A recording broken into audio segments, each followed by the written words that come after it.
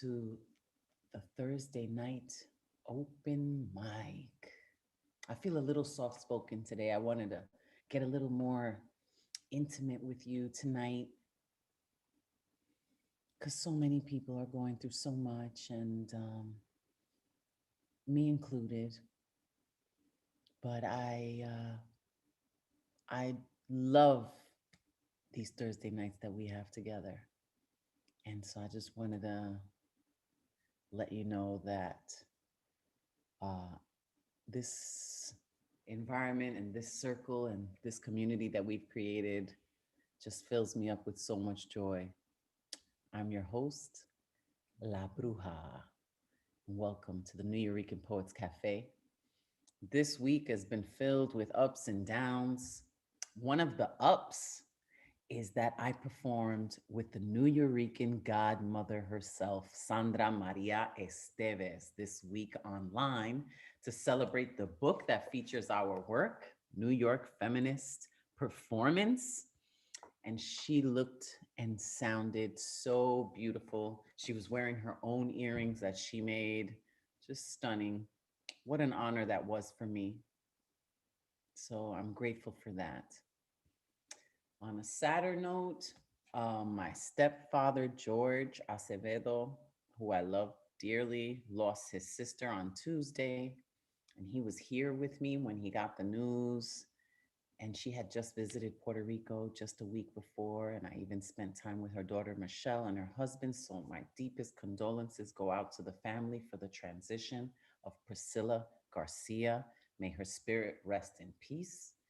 I also learned that my family member, who's been like a godfather to me, my attorney slash photographer since childhood, because I did need an attorney when I was a kid, Ralph Martinez. I love you, Ralph. He's fighting cancer, and I am praying for you. And lastly, my dear friend and pioneering artist, Jose Parla, is fighting COVID, and he has been hospitalized when just a year ago, we were celebrating him and his amazing work at the Bronx Museum for his hip hop humanitarian exhibit called It's Yours. And I performed that night and want to share the piece I wrote in his honor with the intentions of creating a vibration that restores his health completely. And this piece is It's Yours. Bronx Museum, you came to see him from hip hop walls to coliseums. Freedom Tower, the man of the hour. He says it's ours, but it's yours. Do you like it? Yeah. Do you want it? Yeah. Well, if you had it, would you flaunt it? Hell yeah, then it's yours. Mm, mm, mm, mm. Cuba, Puerto Rico, Miami, the Bronx. These are the roots of Jose Padlas, Black Books, Congas, DJ, writer, hip hop born out of ashes, fire, past struggle, known heritage, property lined in red ownership. What they took was not to give, but you know whose it really is. It's yours. Mm, mm, mm, mm, mm. Illustrating, commentating, 1620 to 2020, the place to be. I leave it up to you. It's no longer 1492. Painted neo rhymes of the times have changed. No common talk and no more games. Immigrants of Plymouth Rock are exchanged. This revolution won't be explained by the myth seekers, done up with finesse. A legal construct against indigenous. Agree for your mind to be free one time. Stolen dreams no more, cause it's yours. No color supersedes, cause the balance is right. We in the Bronx, we kicking it live. Can you feel this flow of sovereignty? The dark side of control deficiency, waves of displacement, studio gazes, oppose oppressive structure, social, visual, international people treated unequal. Let's take it back, cause it's yours. I need the beat for this. Do you like it? Yeah.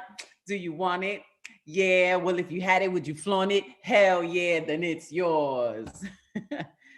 And that's pretty much what I wrote for that night and performed with a live band. It was just amazing. Uh, and you know what else?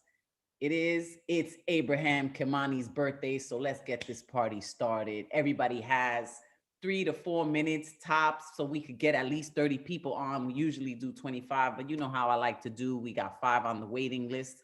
And I cannot deny that I want to hear all these people live tonight.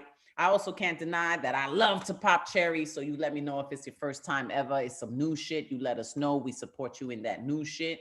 And right now, what I would like to do before I put the list in, starting with Professor Tesosomok, The Withdrawn, Luis Pabon, Nick Paleologos, and Elemental Music. Let's open up the room if we can to give everybody a moment to give some shout outs, if that's cool.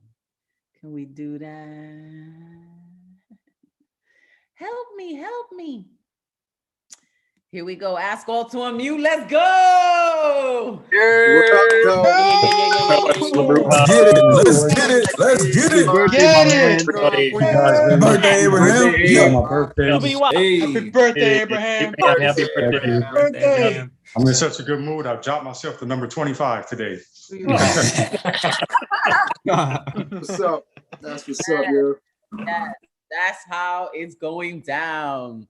So thank you to our sponsors, National Endowment for the Arts, Council on the Arts, New York City Department of Cultural Affairs, Amazon Literary Partnership, New York Community Trust. And if you'd like to make a donation, please visit thenewyorrican.org/contribute. Follow me at La Bruja NYC. Go to my website, caridadelaluz.com. Go to my YouTube, get connected with me. I'm even starting my own TikTok. But here we go. The list is in the chat. And let's hear from none other than El Profesor Tesosomok.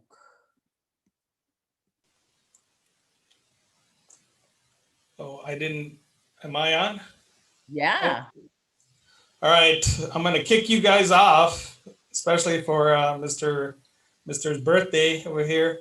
I'm gonna kick it off with, by the way, thank you, Bruja, for getting the jokes on the last piece that I wrote on Thursday. I think you were probably one of the only few people who got it. Because I'm a jokester, man. What you gonna do? What you gonna do? I'm with it and I appreciate it. I love it. I'm so excited. What you gonna do for us tonight? The piece is titled The Quantum Vacuum of Alienation. I awaken and grunt, something unrecognizable out of the primordial haze from a cortical island in my paleo-mammalian cortex. No social processing beyond my autonomic system. The amygdala was still booting up. No coherent, even from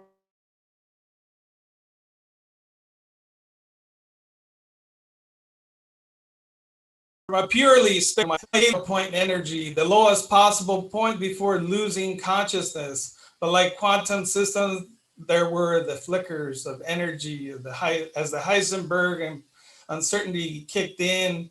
I couldn't exist in a fixed state as I struggle in momentum to the toilet seat.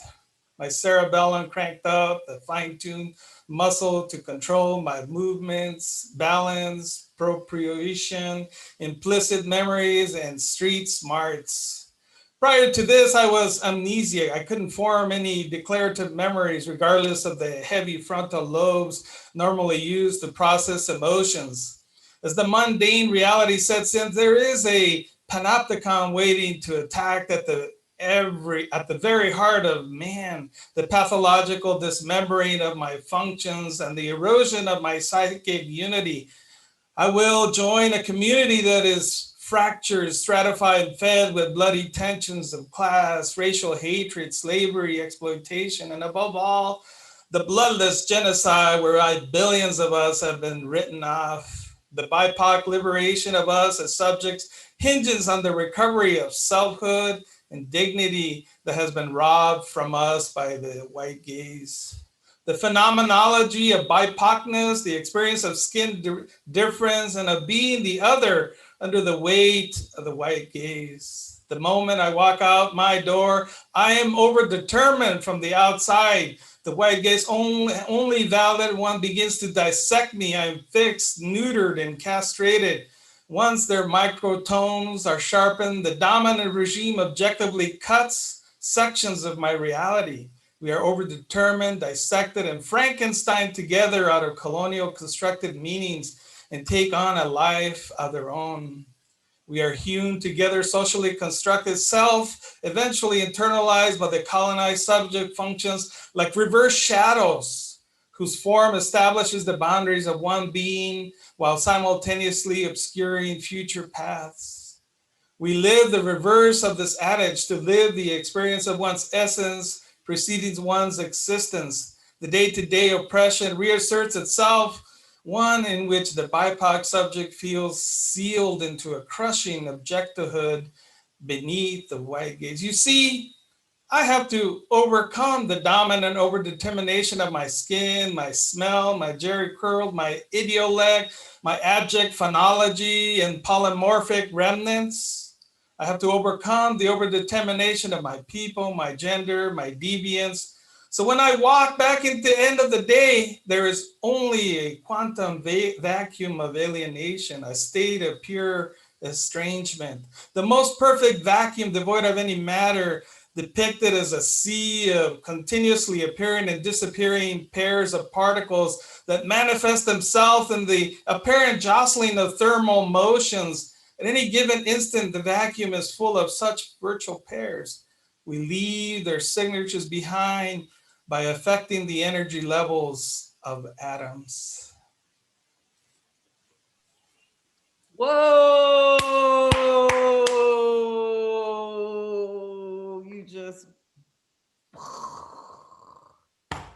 You just quantumly blew my mind exponentially. Ha! Professor Tesosomok, thank you for that poem. You do know how dope you are, don't you? Thank you all. Thank you.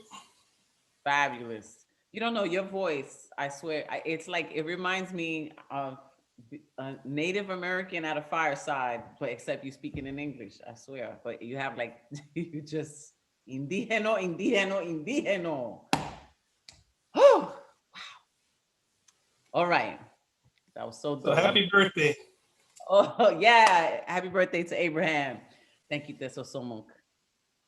Okay. Seguimos.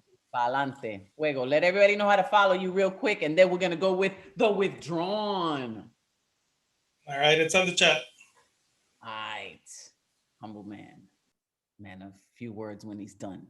He's like, I said it all. Check the chat. I'm out. I'm out like that.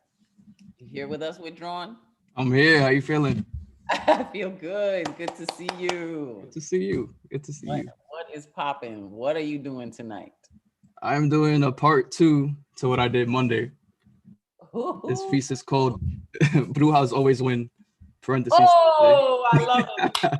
Let's go. I'm down for that. Put that into the universe. This is what happens when you don't let her have her way. She tried to pop it over the past 3. And now here we are. Thursday. She claims, it's obvious this is what you crave because you be rubbing up against it in your sleep. Baby, of course. I always do.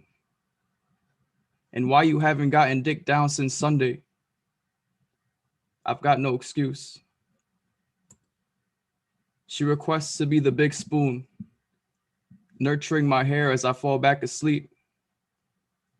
Texts my boss pretending like it's me. Saying I need off because there's an issue of water overflow at the sink. Little does he know that was taken care of last week. I see what was done now. Purposely having me stay up till 3. To be too tired to work in the morning. Taking into her own hands the complaint of, tomorrow I don't want to go in. Knowing the excuse of my kitchen sink going to work because she, like me, has a motherfucking way with words. Playing with the hair puts me out any time of the day. Like I said, this is what happens when you don't let her have her way. I have a dream, too explicit to explain.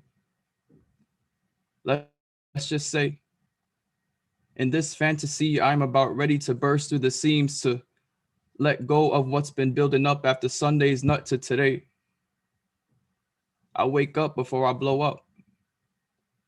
And there she is, looking into these eyes as I glance down at my dick. I see a discharge that doesn't look like mine. I don't ask where it's from.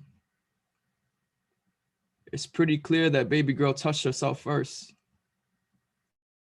Now she's jerking me off with her cum. A word has yet to be spoken. My right hand clutches onto her braid as the left aims to wrap around her throat, but she slaps my hand away.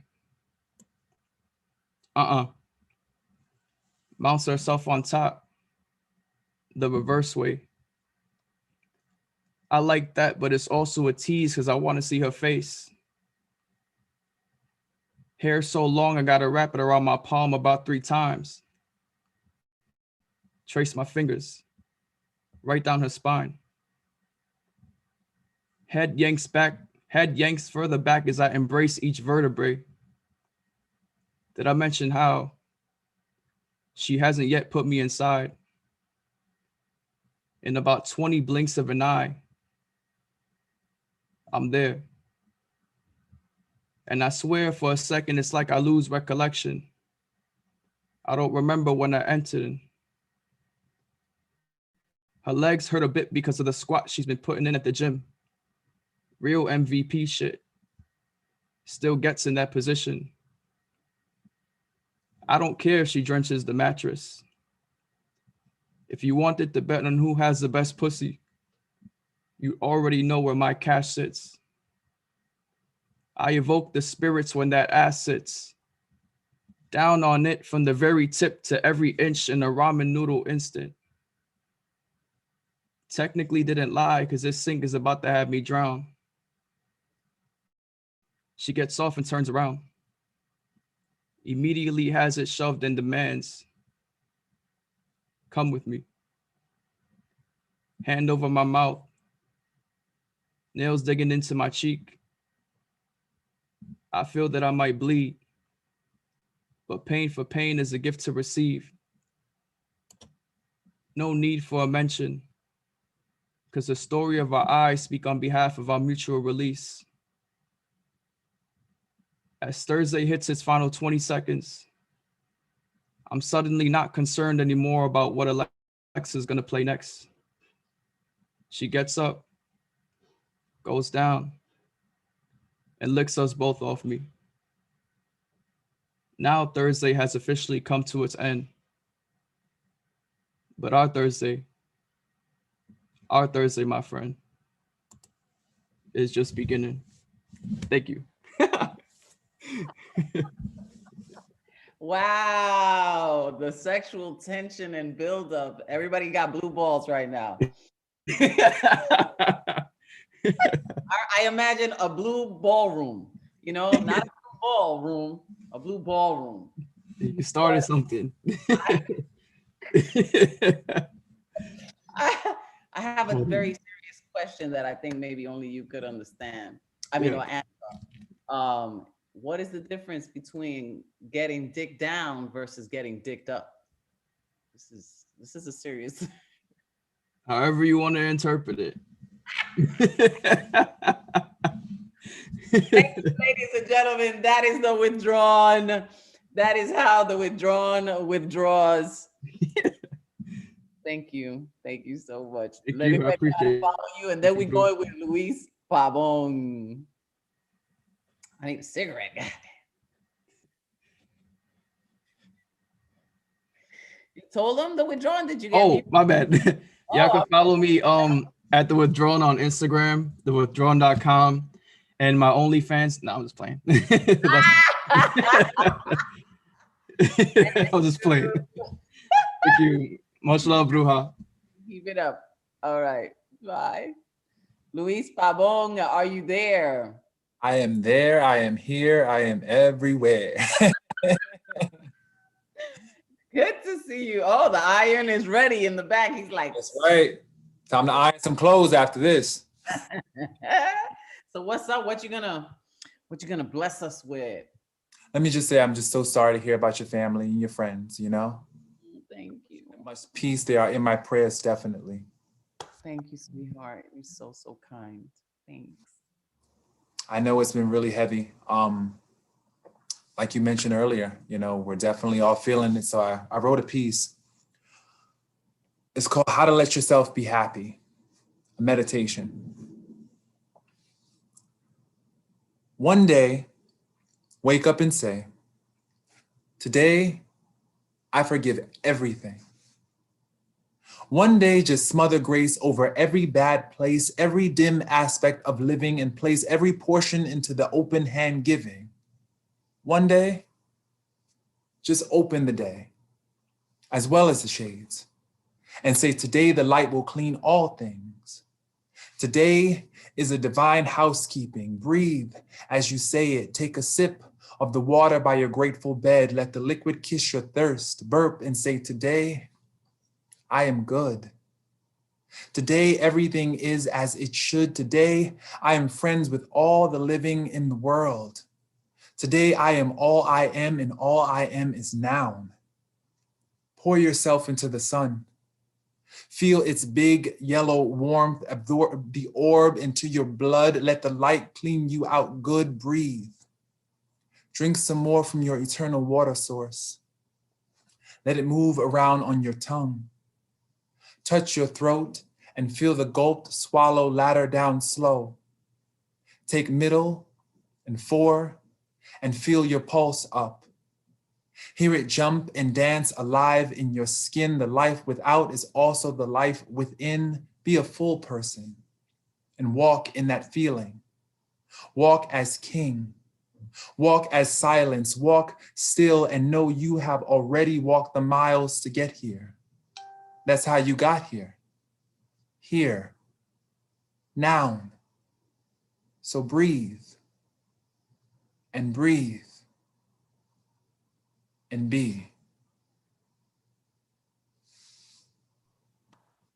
Namaste. Meditation is so key. Thank you, Louis, Yes.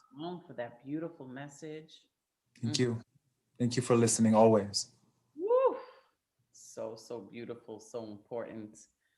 Yeah, meditation changed everything. It was Tina Turner and the movie about Tina Turner, What's Love Got Yes. to Do with It. That movie really got me into meditating. So I always, bow down to Tina Turner, the queen.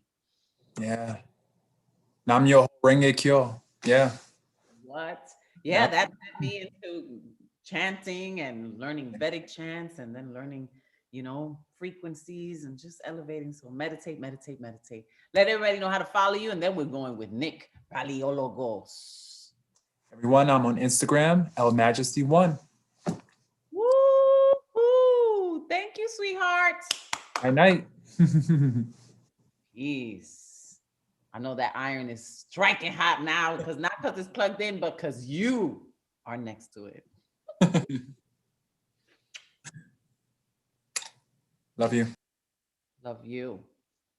Let's keep going with the flow. He's got the concert backdrop. Nick Paleologos. What's up, bro? Huh? Sorry to hear about what's happening and everything, what's going on with your life. And, it sucks. But what we're going to do is we're going to do new shit, but we're going to uplift first, and then we're going to get down to the nitty gritty. How's that sound? New shit. All right. This is the first one. Here's the haiku. Do you know about the greatest witch of them all? Her name, La Bruja. Yes. Second one. A little bit of a different one I'm going to do right here. Costume change time.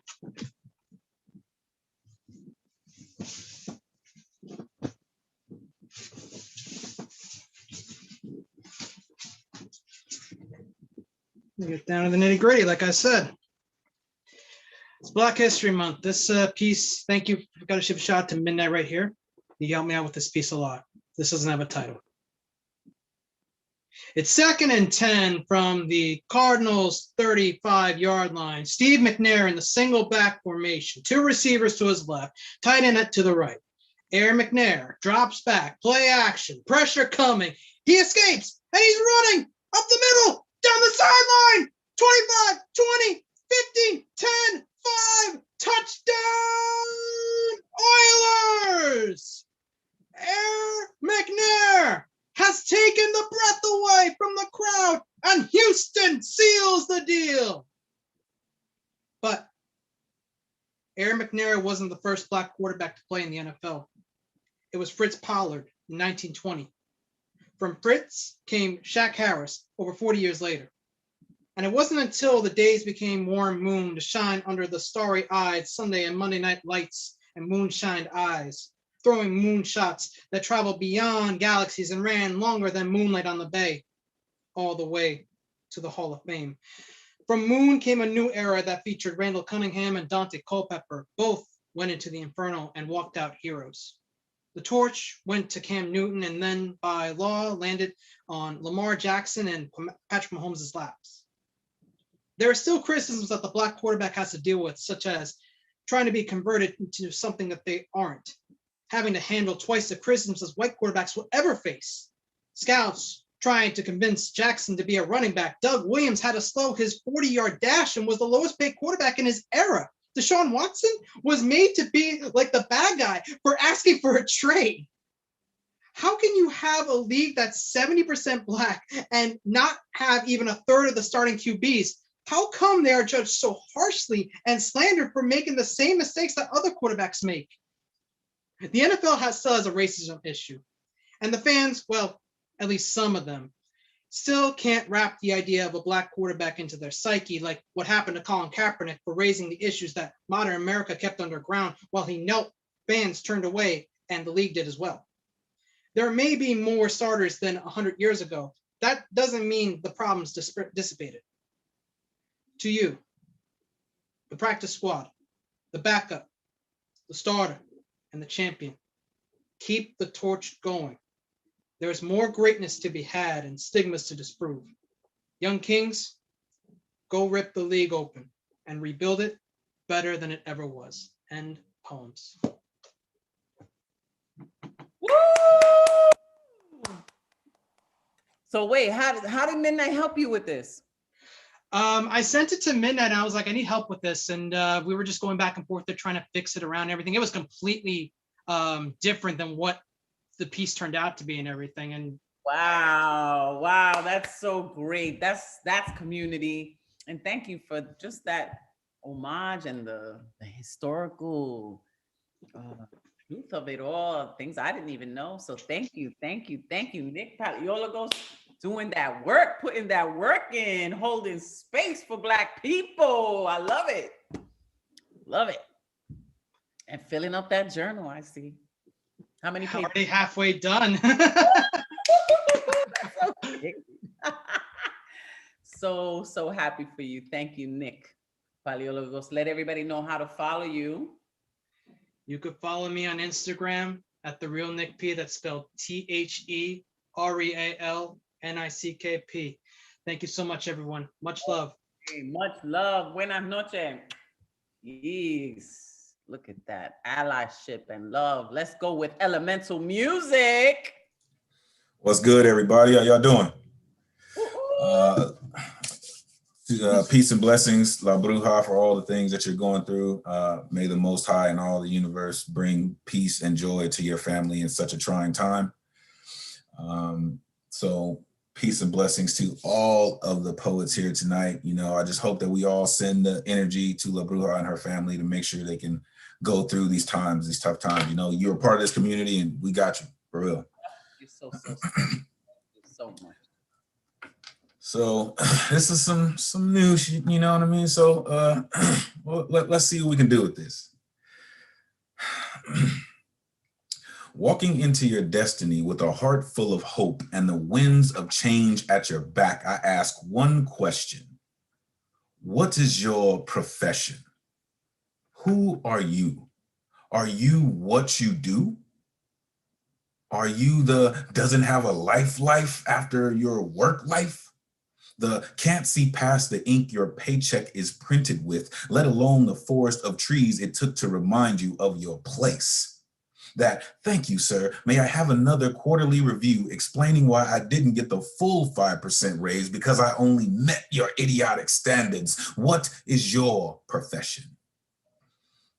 Race car driver? Trying to earn the pole position, speeding past looky-loos and radar traps just to make it to your cage on time? Are you the organ grinder's monkey, dancing on cue to the alarm clock playing your favorite song, sleepwalking through days, eyes rolled back into the zombie right brain trance of stand in line, get coffee, Christmas party, back to work? What is your profession? Florist?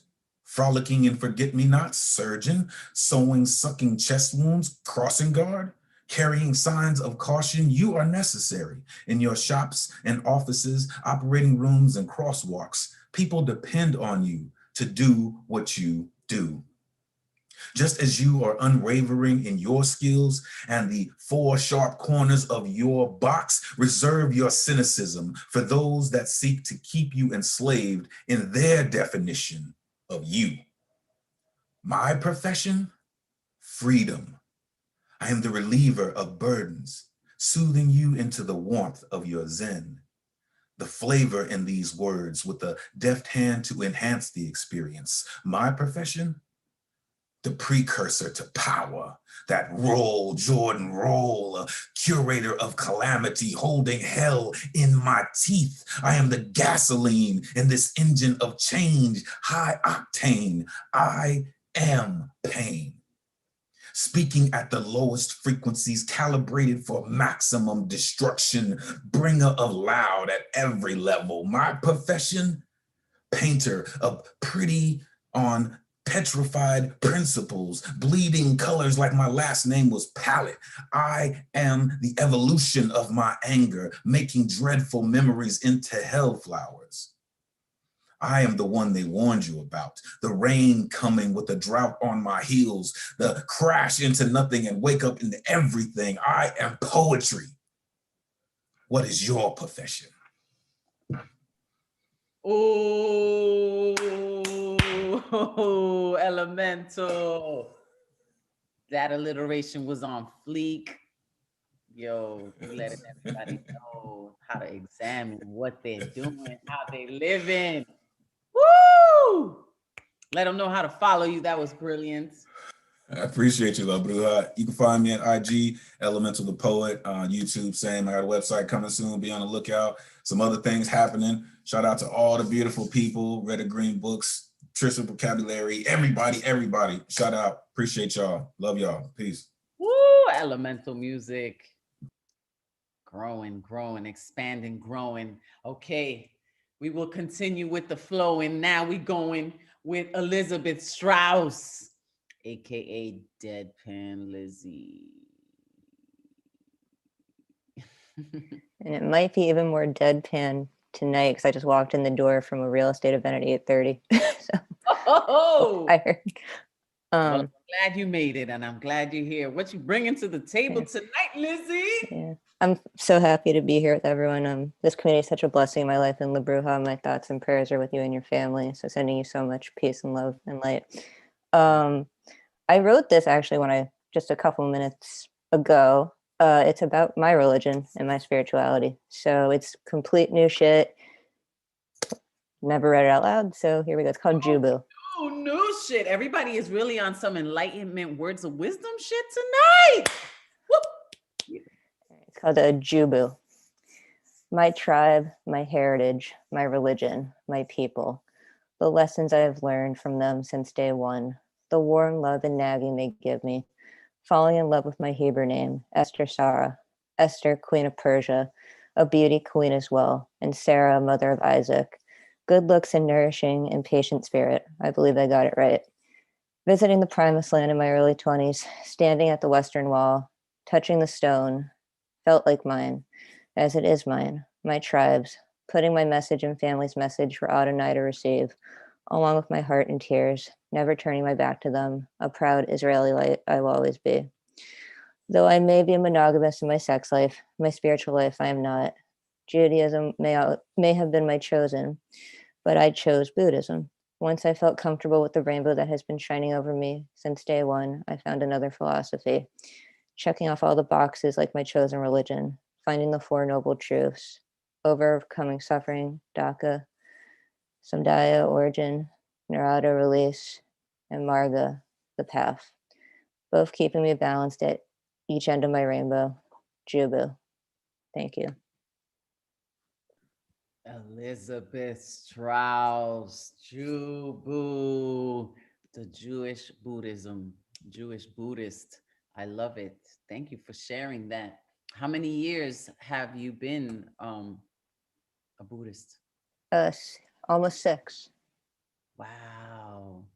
Almost, yeah, right after I came out of the closet, I discovered that that was also a part of me. So amazing.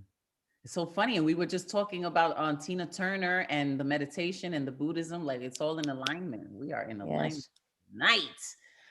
Deadpan Lizzie, thank you so much. Thank you so much. Nam Yoho Renge Kyo to you. I love it. Okay, so now I haven't heard from this lovely lady in a minute. Let's go with Catherine Baden. Hi, good evening. And I hope everything works out with you. La Bruja, sending you peace and thoughts of healing. And just in case anyone's interested, I'm a Krindu. That's a combination of Christian Hindu. Yes, I made it up. Look at and us. I'm going to do something a little different. I'm a little nervous because I haven't done this before, but you know, I was walking down the street the other day looking at a store, Eddie Murphy, and I was thinking to myself, what do I want to buy? Bradley Cooper. And then I was thinking, you know, Brad Pitt. I don't know if I'm going to buy a dress or a pair of pants or Elizabeth Taylor. Celebrity Tourette's.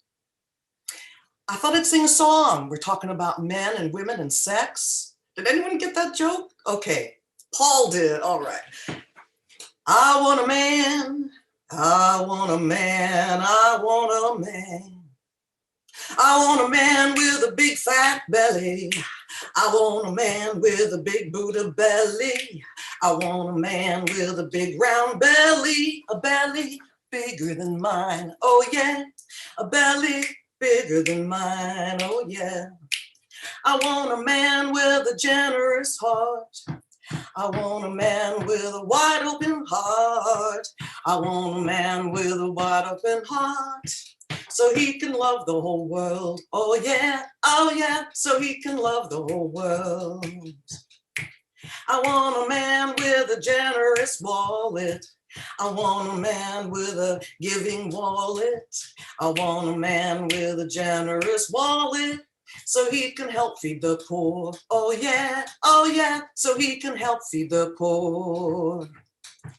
I want a man with a good sense of humor. I want a man with a good sense of humor. I want a man with a great sense of humor, so he can laugh at my jokes. Oh yeah, so he can laugh at my jokes. I want a man with a big fat belly. I want a man with a big round belly. I want a man with a round Buddha belly, so bigger belly than mine. Oh yeah, a bigger belly than mine. Oh yeah, a bigger belly than mine. Oh yeah. Oh yeah. All right. And you can see that again if you want on my YouTube channel. And if you go to my website, my photo writing website, which is myname.com, there's a link to Facebook, there's a link to my YouTube link, and there's my music link. Yeah. Thank you for letting me share. And I still feel nervous. I screwed up on one of the lyrics, but what the hell? You did not screw up. No, you didn't. And we never would have noticed. Never. So you don't even ever have to apologize. That was so amazing. I want a man with a big fat.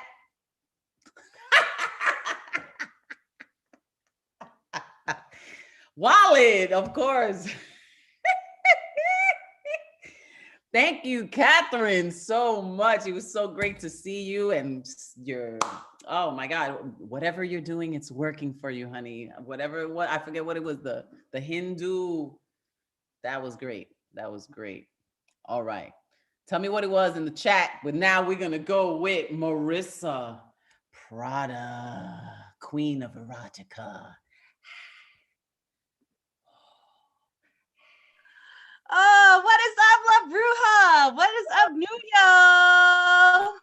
Oh, I'm so glad to be here. I am so sorry to hear about your family, and Oh boy. Marissa, if I'm definitely saying prayers and sending guardian angels thank this you, evening. honey. Thank you so much. Usually if my face freezes, the audio will stay fine. So hopefully it's not in like some ridiculous like pose, you know? But I was just like anyway, so this is some new shit. I just wrote it very early this morning, late last night, and it is very sexy. So you might want to take the morning after pill or something, La Bruja. Or we might just have twins. I'm totally okay with having 2 baby Brujas. So we'll totally do this. All right, here we go. The best way to wake up is poking and hoping. The sun calling me up, day breaking across my naked ass. The feel of your dick, so hard, so hot, fought through the night to survive, then awake for fuck's sake in the small of my back. Your pre-cum weeps across my skin. I feel your penis pressure pleading, your hips slowly, softly humping, fuck me. Back into the love-making mania of manscaped dreams. Screams escaped and shot the fuck down since I take no prisoners. I open my eyes, my hips matching yours, a sore muscle ache in my side, vagina recalling the fall onto your face, into your life, through your heart. I want another round. I demand another round. Looks like you'll take another round. So do me a favor, y'all. Take your hand. Show me your hand. Seriously, show me your hand. Now place it between your legs. Just do it. It's okay. No one can see you. You feel that? Yes, that. Life lingers there still, y'all. I find you. Oh, yeah, but you should just do that, La Bruja. I can't watch. All right. I find you. Pick up your hand. Place your long, strong, always misplaced middle finger into my mouth. Between my lips, my tongue takes measurements, your circumference, survey engineer of scrotum and such, now lubricated by lips and spit. I move your finger down between my ass cheeks, pleading pressure of promised pleasure. I'm ready this time. I trust you. Give me all of you, then take all of me this time. Down the roads less traveled, I rode along last night. Your dick and my clit, and still something is missing. You move into me, silent smoke signals on the desert island of my body. Mutiny master makes the quake in my cunt shake and spurt and splatter. Pat to fuck me in the ass. Please me the way I need you, the way I've never known could be. My free hand finds my female need, my finger in my vagina, your finger an adventurer. I rub my clit, hit it hard. Fuck me, don't quit it. My finger, your finger, pumping like pistons in the engine of orgasm, pushing further in. I relax you further in. Even flinch at the flex in my ass as I fuck my own body to free the squirt, relearn all I knew about making love. My cum sprays onto you like a hydrant rushing to a fire, lusty lube longing for your long pipe, lying to my ripe strawberry pussy playtime. My finger, your finger, fucking my body to a cadence of cream pies from the south. Western United States. You enter me and I'm ready. Sheets fucking wet already, but who cares? I know how to do the laundry. There is no saving me or you, since we are sunk in royalty on a Titanic expedition, road to perdition, rode so hard and put up wet. I hear your cries in my ears like a whip on the racehorse of my ass. Finish, finish, fucking finish, woman, when you come in my cum, cross those T's, and can we fuck again just like that? Pretty fucking please.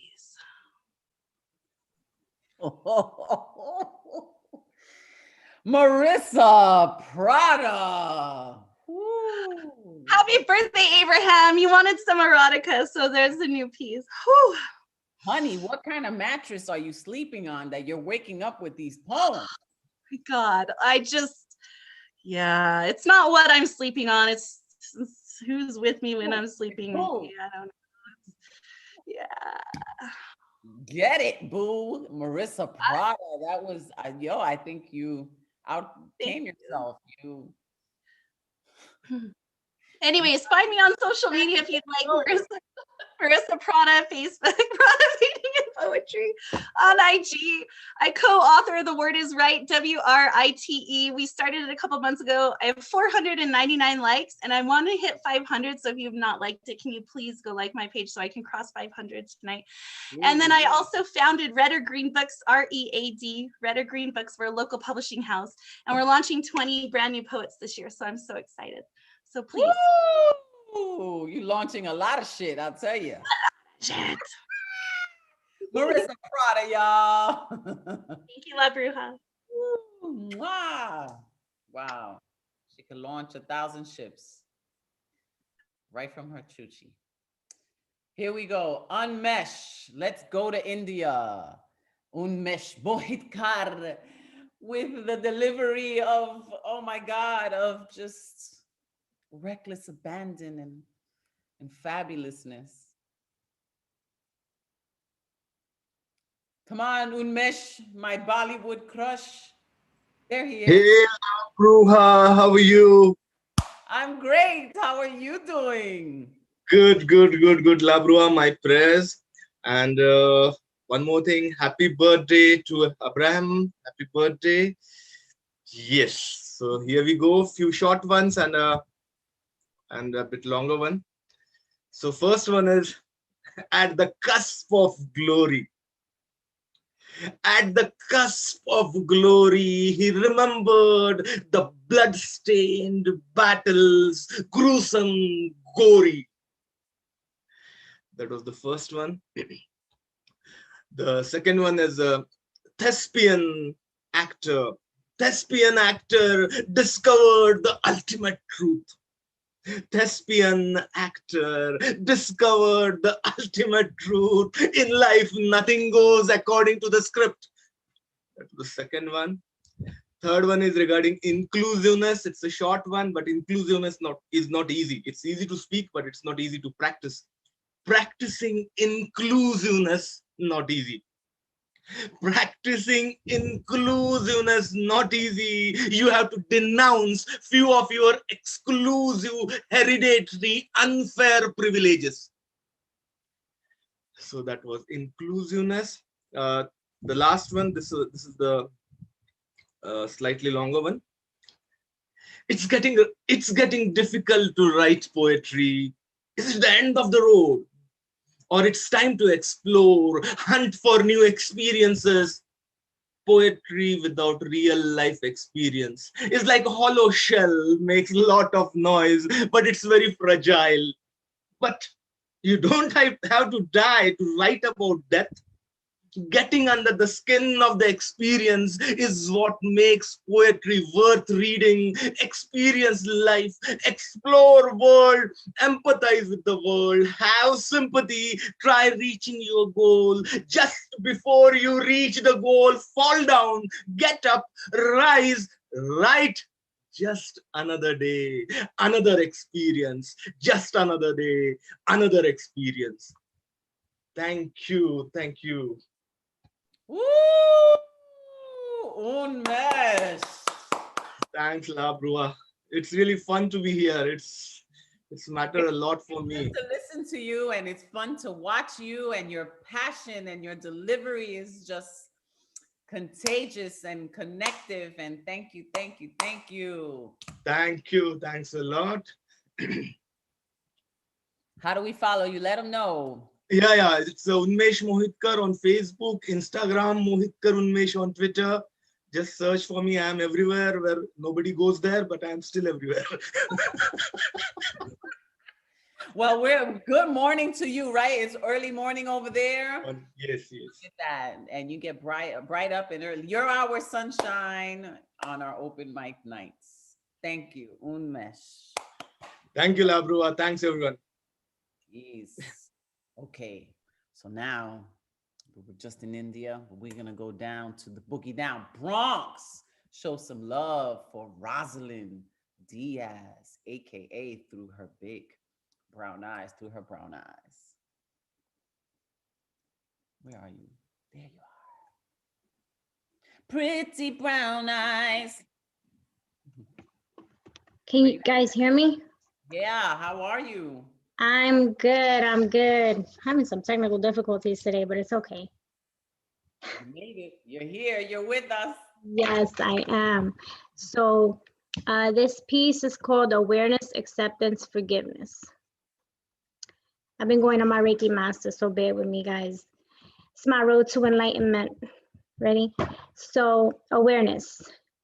To grieve the loss of a person whose heart is still beating strong, but not for you. To know that what is isn't what it should be, but then again, who makes the rules? To open your eyes to reality, to a reality that the truth is much heavier than the straw that broke the camel's back.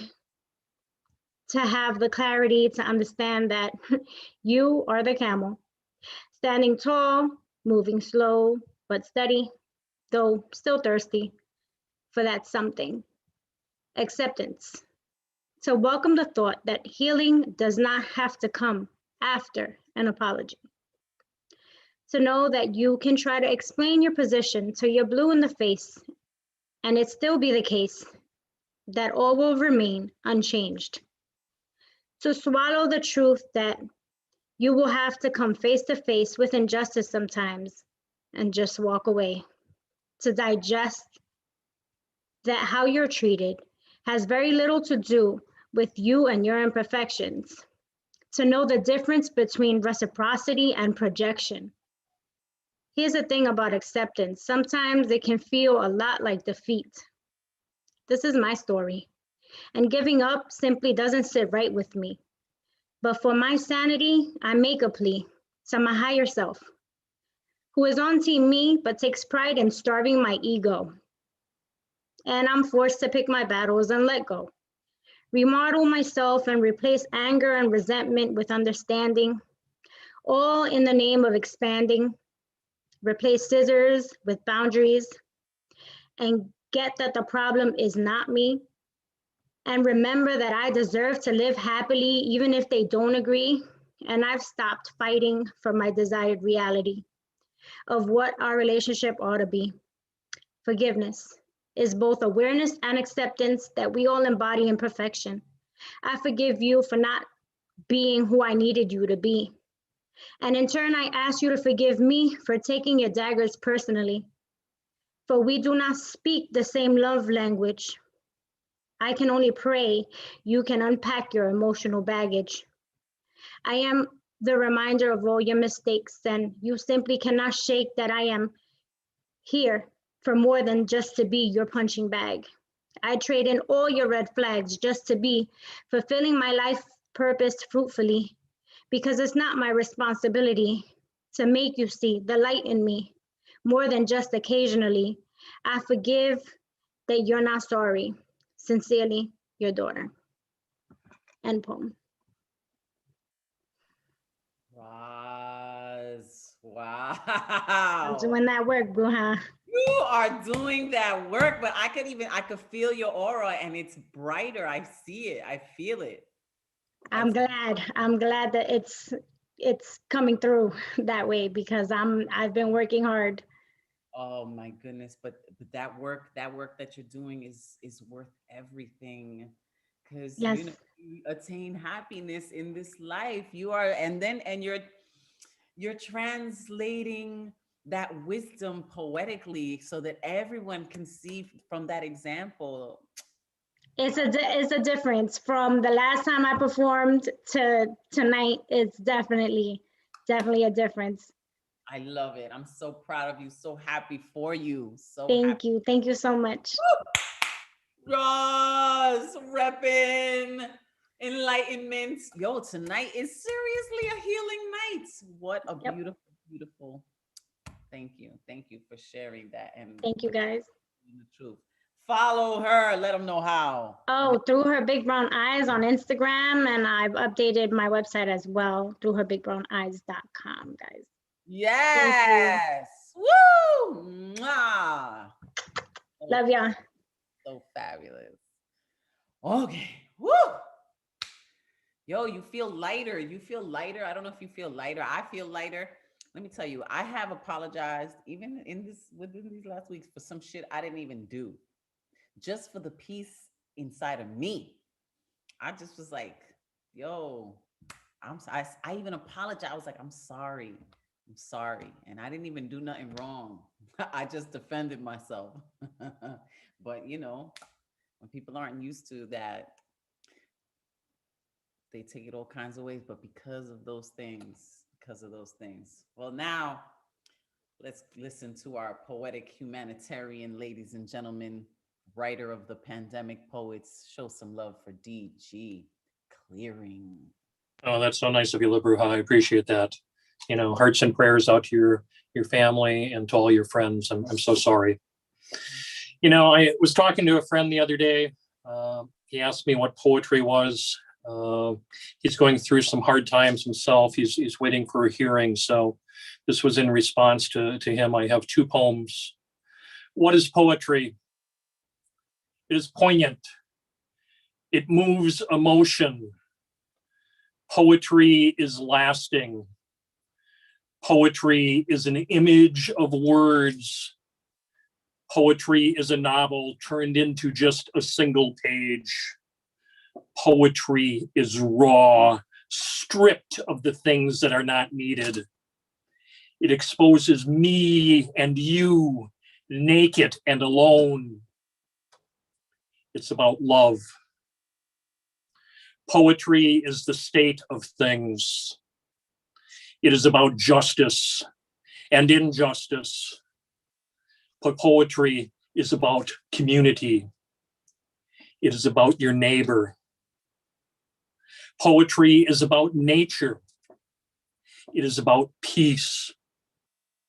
It is about protection and sanctuary. Poetry is about war. It is about loss and sacrifice. Poetry is about family.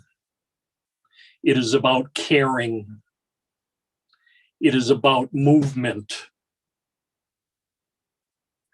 It is poetry.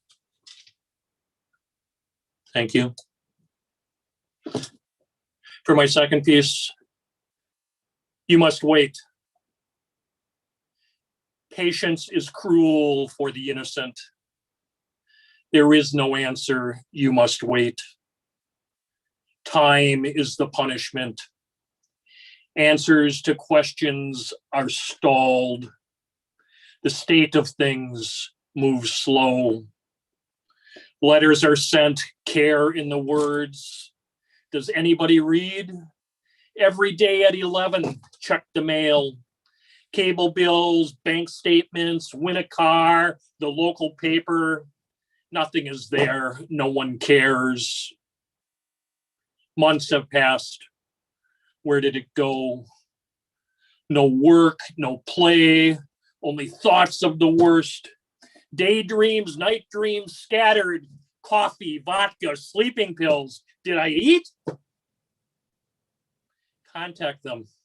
They must know. Caller ID tells them who. What if they ask the question? There is nothing to hide. Do not speak.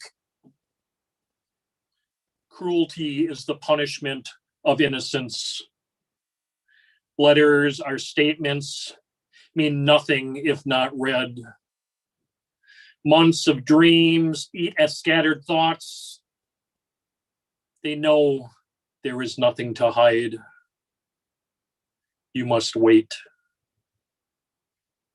Thank you. DG Appreciate, Clearing. appreciate it, everybody. You can find me at DG Clearing if you just look that up. My brother got vaccinated today. Everybody else should go out and get vaccinated if it's your turn. Otherwise, please help someone get there. Have a nice night. I look forward to hearing to everybody tonight.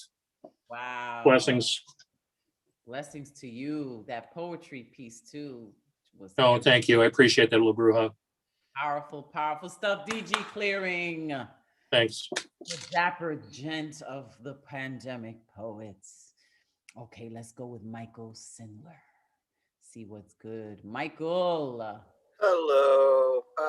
Yeah, I want to join in and just, wish you and yours positivity and healing and the best that can come to you.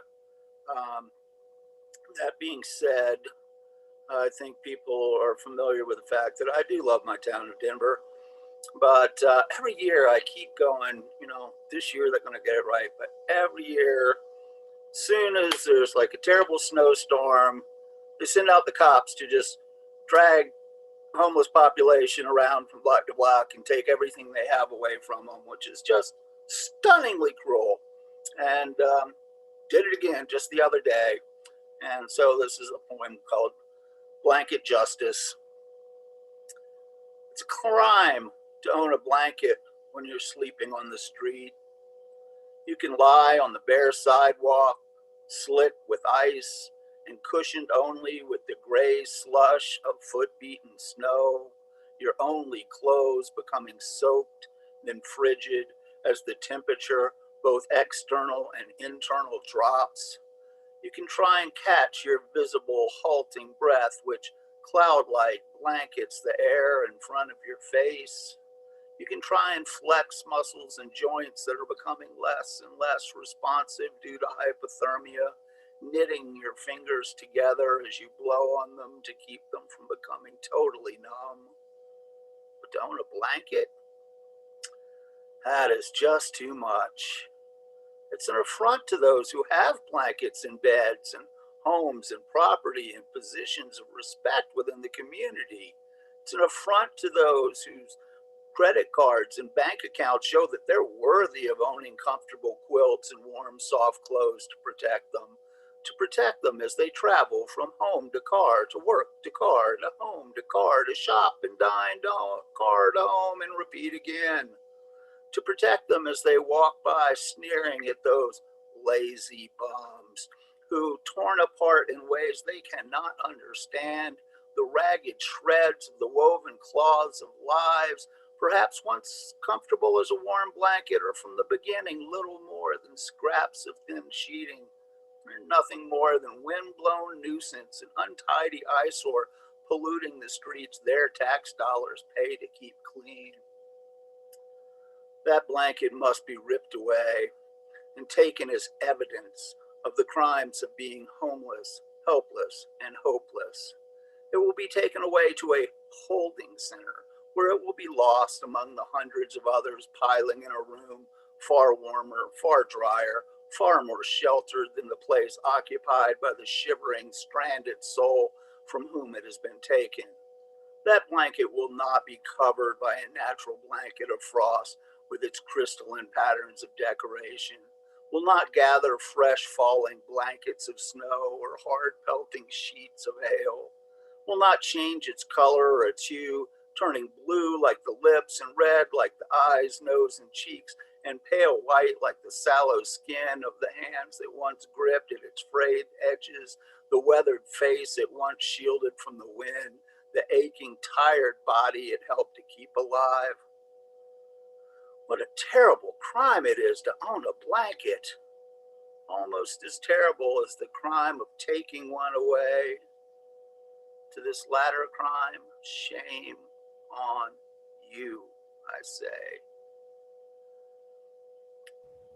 And I would like to end up here real quick, do a little tribute to one of the greatest people in American poetic history, both as a writer but also as a publisher and so many other things, an advocate, the great Lawrence Ferlinghetti, who just passed away. And I'm going to real quickly, this is called The Changing Light. The changing light at San Francisco is none of your East Coast light, none of your pearly light of Paris. The light of San Francisco is a sea light, an island light, and the light of fog blanketing the hills, drifting in at night through the Golden Gate to lie on the city at dawn, and then the halcyon late mornings after the fog burns off and the sun paints white houses with a sea light of grease with sharp, clean shadows, making the town look like it had just been painted. But the wind comes up at 4 o'clock, sweeping the hills, and then the veil of light of early evening, and then another scrim when the new night fog floats in, and that veil of light, the city drifts anchorless upon the ocean. Yeah, R.I.P. Mr. Ferlinghetti the Great. Thank you so much. And real quick, you know, I don't plug anything myself, but I am going to put in another call for good old lighthousewriters.org. And there's the monthly Writing in Color thing is coming up in March in a couple weeks, and I'm just going to stick that in the chat. It's a nice way to get to know. It's a free thing for all writers of color. So, and if you click on that too, you'll go right to the website anyway. You can check out everything else on there. So thank y'all. Michael Sindler, the humanity of your poem. You know, I wonder when it is that we'll actually have, you know, police officers that are trained in dealing with people, you know, like in a humane way. You know, when psychopaths and sociopaths and murderers aren't easily getting their badges, where there's like a background check on police officers psychologically, even like, well, that training officers, right, and also replacing policing with actual people who are trained to do the job that needs to be done in that circumstance, to not depend on just the police to do it, to have mental health professionals and people like that on the street who can appropriately deal with a situation, who don't automatically shoot somebody with mental health problems, but instead take care of them. Yeah, it's a multi-pronged thing, but you're right, we've got to do it. Wow, can't wait for that day. But through these words, it shall manifest. Thank you so much, Michael. Yeah. Okay, so we're gonna hear now from Generalissimo Brian Franco, because he has to leave the party early, and Vernita was kind enough to give not give up her slot, but let him go and skip the line, so to speak. Generalissimo, are you there, sir? I think I am. Can you hear me? Coconuts, yes. Okay. Well, let me start off with a little haiku that has a couple extra syllables in it. It's poets are gardeners planting perennial flowers, pollinating the world with words. Poem number 2 is called Flora Seductress. My dearest Atropa belladonna, your berries are sweet with an edge of tart. I will pick them to make jam to top my toast. Your tiny purplish tulip-shaped flowers look like they taste like grape soda. I want to candy the tasty petals and set them atop a buttercream frosted hummingbird cake. I have been informed everything you are is poison. The jam from your fruit will turn breakfast into a last supper. Your pretty petals will turn my birthday cake into funeral fare. I have been seduced by your sweet appearance and innocent disposition. You may just be the death of me. Side effects of anonymous cactus flowers. I will traverse the desert as an animal not native to its environs. I will attempt to draw water from a cactus for survival's sake. I will respect its ability to perform acupuncture on me against my will. I will hope its fruits and flowers will provide me sustenance. I might find food that will cause me to soar above my body with my spirit animal in a blackened night sky lit only by a winking moon trying to transform itself from 7/8 to Mac the knife, crooning like Nat King Cole. But my spirit animal guide will graze La Luna with its talon as a reminder to the mischievous celestial imp that its role in my journey is set in stone. Orion's intention. The hunter stalks the evening sky. His belt chokes my sight. My life struggles to breathe the fresh, clean winter air that contrasts the world in which I live, tries to remove, to cleanse, to disinfect its grime from my being. Saline secretes from my thoughts, soaks my soul, dries into what used to be Lot's wife and is now the sum of my transgressions. Finally, the moon uses an electric toothbrush. Lewis Carroll has painted the night with a Cheshire moon, a smile so singularly evil it blinds drivers who dare drive in its wake. Airborne black ice, worse than a whiteout. It lights up a sky dotted with only a few stars and wisps a snow cumulus painted with quickened strokes of feathers. A smile a mother-in-law would approve of, but a spouse would know means trouble. It rules the firmament with fervor, unapologetically. It does not need an eye to wink like Mac the knife. La Luna swims amongst the celestial population where there is no such thing as overcrowding. Is the moon man or woman, possibly transgender? Does it really matter in the grand scheme? It identifies on its passport as androgynous. So every once in a while, it gives us a Cheshire smile. Thank you very much, everyone. And my thoughts to your family, La Bruja, you know, we all love you and you have shown us all love for so long. And, you know, we are all family. So thank you. Oh, Generalissimo Brian Franco, you are such a true poet. I don't know how you can make like betrayal and jelly jam like something delicious. It's so crazy. How you do these images with food and emotion is brilliant. You're going to make me blush now, and then my face will turn red and my head will explode. And then my family's going to sue you, and what's going to happen then? And then I'll put the jelly jam brain on my toast. Oh, Because, well, my love to you and your family. Thank you. you very much for allowing me to go early, and thank you, Vernita. You deserve it. Generalissimo Brian Franco. Damn. All right. So you had emotional jelly jam, and now we're gonna have some comedy all the way from Jersey. Give it up for Vernita Bostic. Hey, how are you? Sending love, light, and blessings to you. Thank you, Vernita. So good to see you. Good to see you too. Good to see everybody. So most of you guys know, because I'm a regular, most of the regulars know that I lost my boyfriend 1.5 years ago.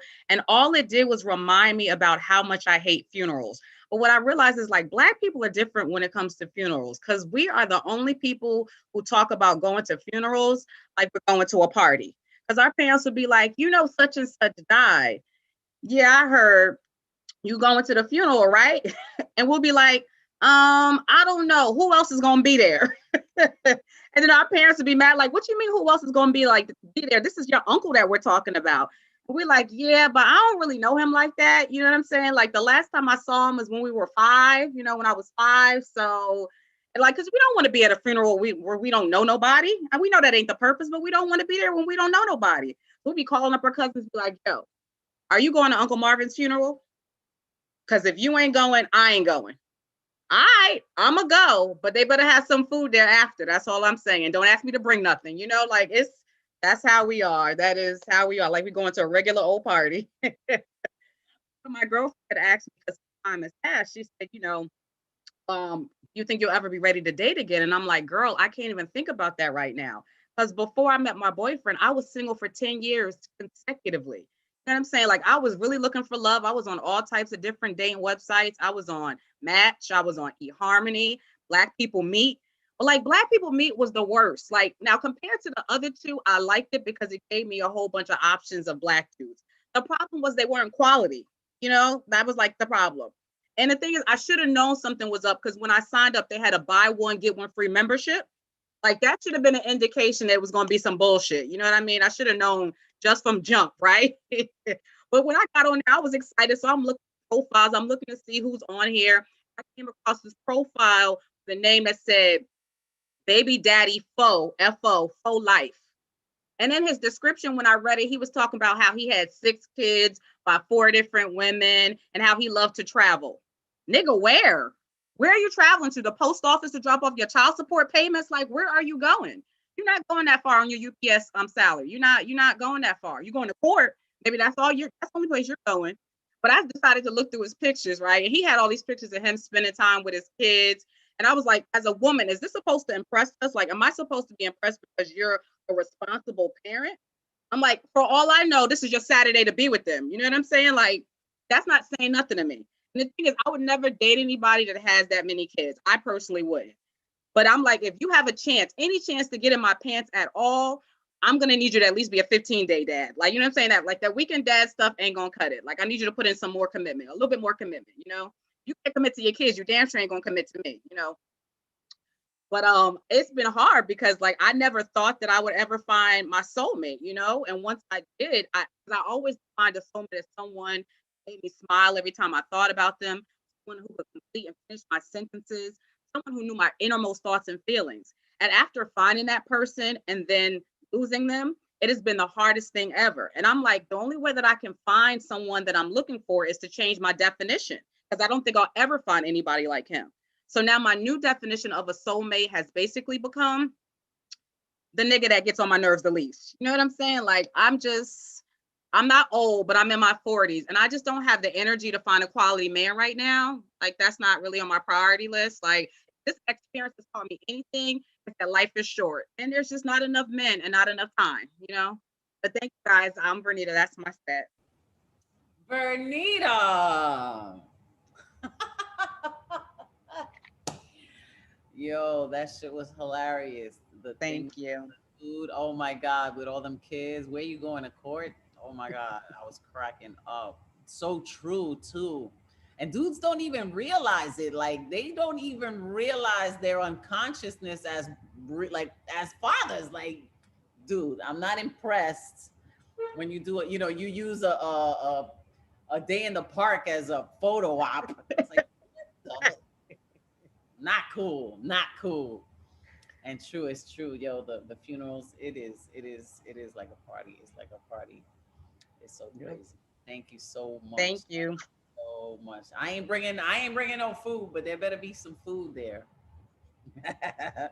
Vernita is the realist comedian from New Jersey. So great. And I still wish you a flame, just all flame, passion, love, acceptance, joy. No settling, God damn it. We ain't no settlers, all right? We natives. All right, let's go with Joshua Kernia. Hey, La Bruja, how are you? Oh, great, Joshua. Sending love. Work. I saw some of your work on IG. Your Yeah. inspiration. Sending love to you and everyone here. I'm so glad to be back here again. Great to see you. What you gonna do for us? So I actually wrote this almost 2 years ago, but I've never read it before. It's a bit long, so I'm gonna try to squeeze it in. It's titled "So I Turn a Corner." So I turn a corner, flanked with rising skyscrapers and wafting aroma of fresh-baked croissants, strangers in their fancy clothes, sipping coffee from one hand, eyes fixated to their digital pal on the other. Scroll, tap, scroll, sip, tap, scroll, tap, tap, sip. Weaving through a colony of what look like robots, averting eye contact, tuning out to La La Land, crossing streets, ignoring honks, avoiding turds, solo conversing, occasional staring on a never-ending gold-digging quest. 8 hours a day, 5 days a week, 4 weeks a month, 12 months a year, unknown years a life, 0 life an hour. Small talks, fake smiles, saying yes, good impressions, earning gold, a pat on the back, lavish title, securing status quo. Like me, please. Notice me. Promote me. I do not care about you. I want you to give and provide me. I do not want to ruin my image. I demand your respect. I am comfortable. I am safe. Do not burst my personal bubble, so stay away. I like who I am. I am satisfied. I have some friends. I am loved. I am not one of those people who say they are happy, but they are suffering inside. But I am scared. I am scared to lose what I have. I am anxious. I yearn being loved. I do not know what is the purpose of me. Why am I here? How can I be happy? What is coming tomorrow? What is left for me? What is left of me? I wish I can be like Jim. I wish I am happy with my job. I wish I live somewhere else. I wish I am more attractive. I wish I am just different. I wish I do not worry. I wish I do not suffer. So I turn a corner, flanked with rundown houses, homes made of cardboard, recycled wood, and metal sheets, garbage stinks, cigarette smokes, heavily damaged road, black river full of chemicals, stray dogs, air pollution, homeless families. But so peculiar, eyes are meeting eyes. Words are meant to be said. Relationships are meant to be nurtured. Life is meant to be grateful of. Soul as free as a bird, hearts soaring like a lion, and mind as focused as an Olympic archer. Human conversation, kids' laughter, non-linear walking paths, genuine smiles, no race for gold, no race for life. Clothes full of patched holes, hair as dusty as asphalt, no possessions to brag of, no respect to be searched for, no title to be worked for. This is enough. This is sufficient. Cherishing each other's company, sharing bad jokes, nothing to hide, nothing to keep image from, being present, happy. 60 seconds a minute, 60 minutes an hour, 24 hours a day, 7 days a week, 52 weeks a year, limited years alive, uncountable blessings a second. Knowing that life is fragile, understanding that humans are frail, that shiny objects and wealth mean another layer of wall, acknowledging that life can be taken in 1 second, that nothing is permanent, that having just enough does not mean we are suffering, that being happy is not dependent on quantity. So I turn a corner, flanked with rising skyscrapers and wafting aroma of fresh baked croissants, strangers in their fancy clothes, sipping coffee from one hand, eyes fixated to their digital pal on the other.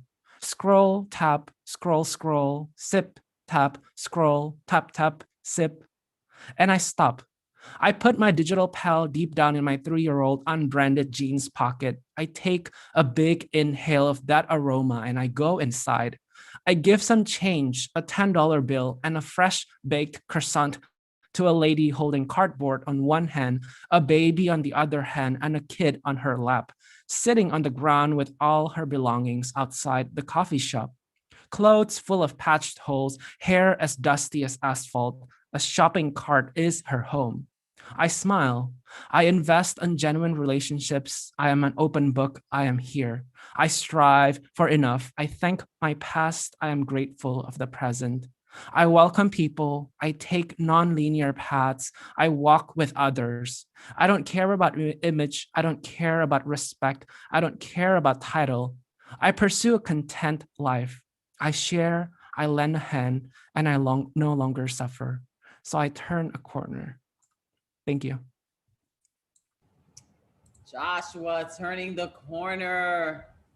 Wow, you took us on a journey. We all turned that corner with you. Thank you so much for sharing. Let everybody Thank you, know how to everyone. follow you, and then we're gonna go with Jeff Cottrill. How do we follow you, Josh? I will put it now. Okay, thank Thanks, you. guys. A line by line, a line Yes. by line. So clever. What a poet you are. Thank you so much, Joshua. Okay, let's see what's good with Jeff Cottrill. Hi, here I Hey, am. How are you? good to see you. Good. So I've got some old shit, but it's gonna feel like new shit because I've only performed it once before, years and years ago. Do we have any Star Wars fans here? Show of hands. I see hands. Okay. Do we have any Peter Gabriel fans here? Show of hands. Okay. If you had your hand up for both, this is for you. Hold on, let me find it.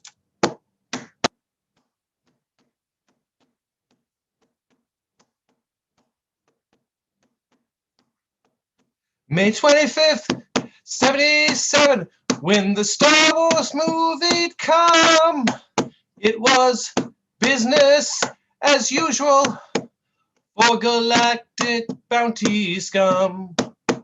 Oh, Greedo, Greedo, Greedo, Greedo.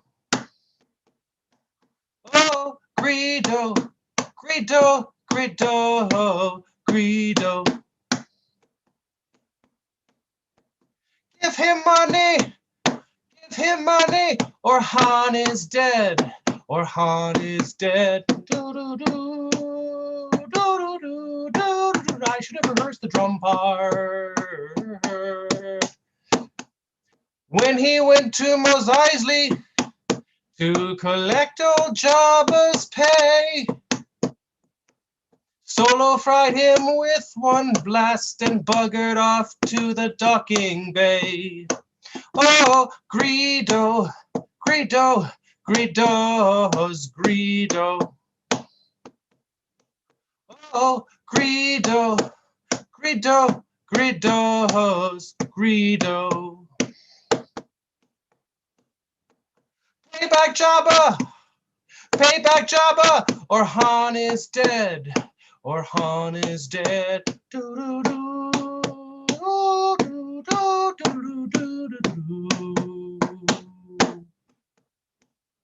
You can shoot down a smuggler, but you can't do down the Force. Not that Greedo had a chance, Solo creamed his ass, of course. Oh, Greedo, Greedo, Greedo's Greedo. Oh, Greedo, Greedo, Greedo's Greedo. Kuna chuta, Kuna chuta, now Greedo's dead, now Greedo's dead. Do do do, do do do do do do. And the eyes of the world saw Han shoot first. Han shot first. And that was the Greedo song. Jeff Cottrill. That was funny. That was great. Han fucking shot first. That was so cool. Jeff Cottrill, your mind is a labyrinth. All right. How you meshed both worlds. Jabba is dead. All of that. That was hilarious. I don't know. I thought it was super trippy, and I appreciated it. Give it up for Jeff Cottrill. Let them know how to find you, Jeff. Okay. I can be found at jeffcottrell.com, and I'm easy to find on Facebook and Twitter and Wattpad. And I have an online live interview coming up on Tuesday. I will on thatchannel.com, 12:30 p.m. Tuesday. I'll put the details in the chat. All right, Jeff. So now let's see what's good with the urban cowboy poet, Greg Michaels. Hi there. Ruha, I'm gonna review the video to find out what's happening with your family. I didn't hear, but my thoughts and prayers go out. Thank you. You're so sweet. Moving on though. You encourage new shit. I know. I've been struggling with some legends for a long time, and now I'm getting inspired to complete them. But if I could, I'll do a couple of works still in progress. Maybe get feedback.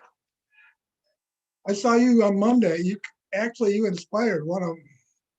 I saw you on the Monday night open mic, and Advocate said that you were once a model for Levi's. Is that true? Okay, then I'll dedicate this one to you because you're a survivor. And you'll find out what I mean. The 80s saw a deadly trend amongst fashion-minded teens who didn't know the dangers of their shrink-to-fit jeans. This started with a billboard, Levi's modeled by a hunk who wore them in the bathtub until his jeans outlined his junk. Teens craved the skin-tight look to enhance their reputation. They found out that their shrinking pants cut off their circulation. They raved about this new sexy style in every other breath. Parents feared this obsession could lead to their kids' death. A couple told their daughter a tale of a boy who died. The girl, like all teens everywhere, assumed their parents lied. They don't want me looking hot, so they made up this fiction. Her cause of death was listed as crushing pants constriction. One hottie bought the tightest pair of jeans that she could find, then soaked them to the limit just to show off her behind. She was proud that she was fit and into dancing and athletics, till she had to have her 501 scraped off by paramedics. And that's all I got on this one. I need some more. That was funny. I'll take any ideas. This one's a little further on and still needs an ending though. It's a dangerous day in the neighborhood, and I'm gonna stay for a neighbor. Would you be mine? I know a secret about the man you watched while wearing diapers. Your beloved Mr. Rogers was a Navy SEAL sniper.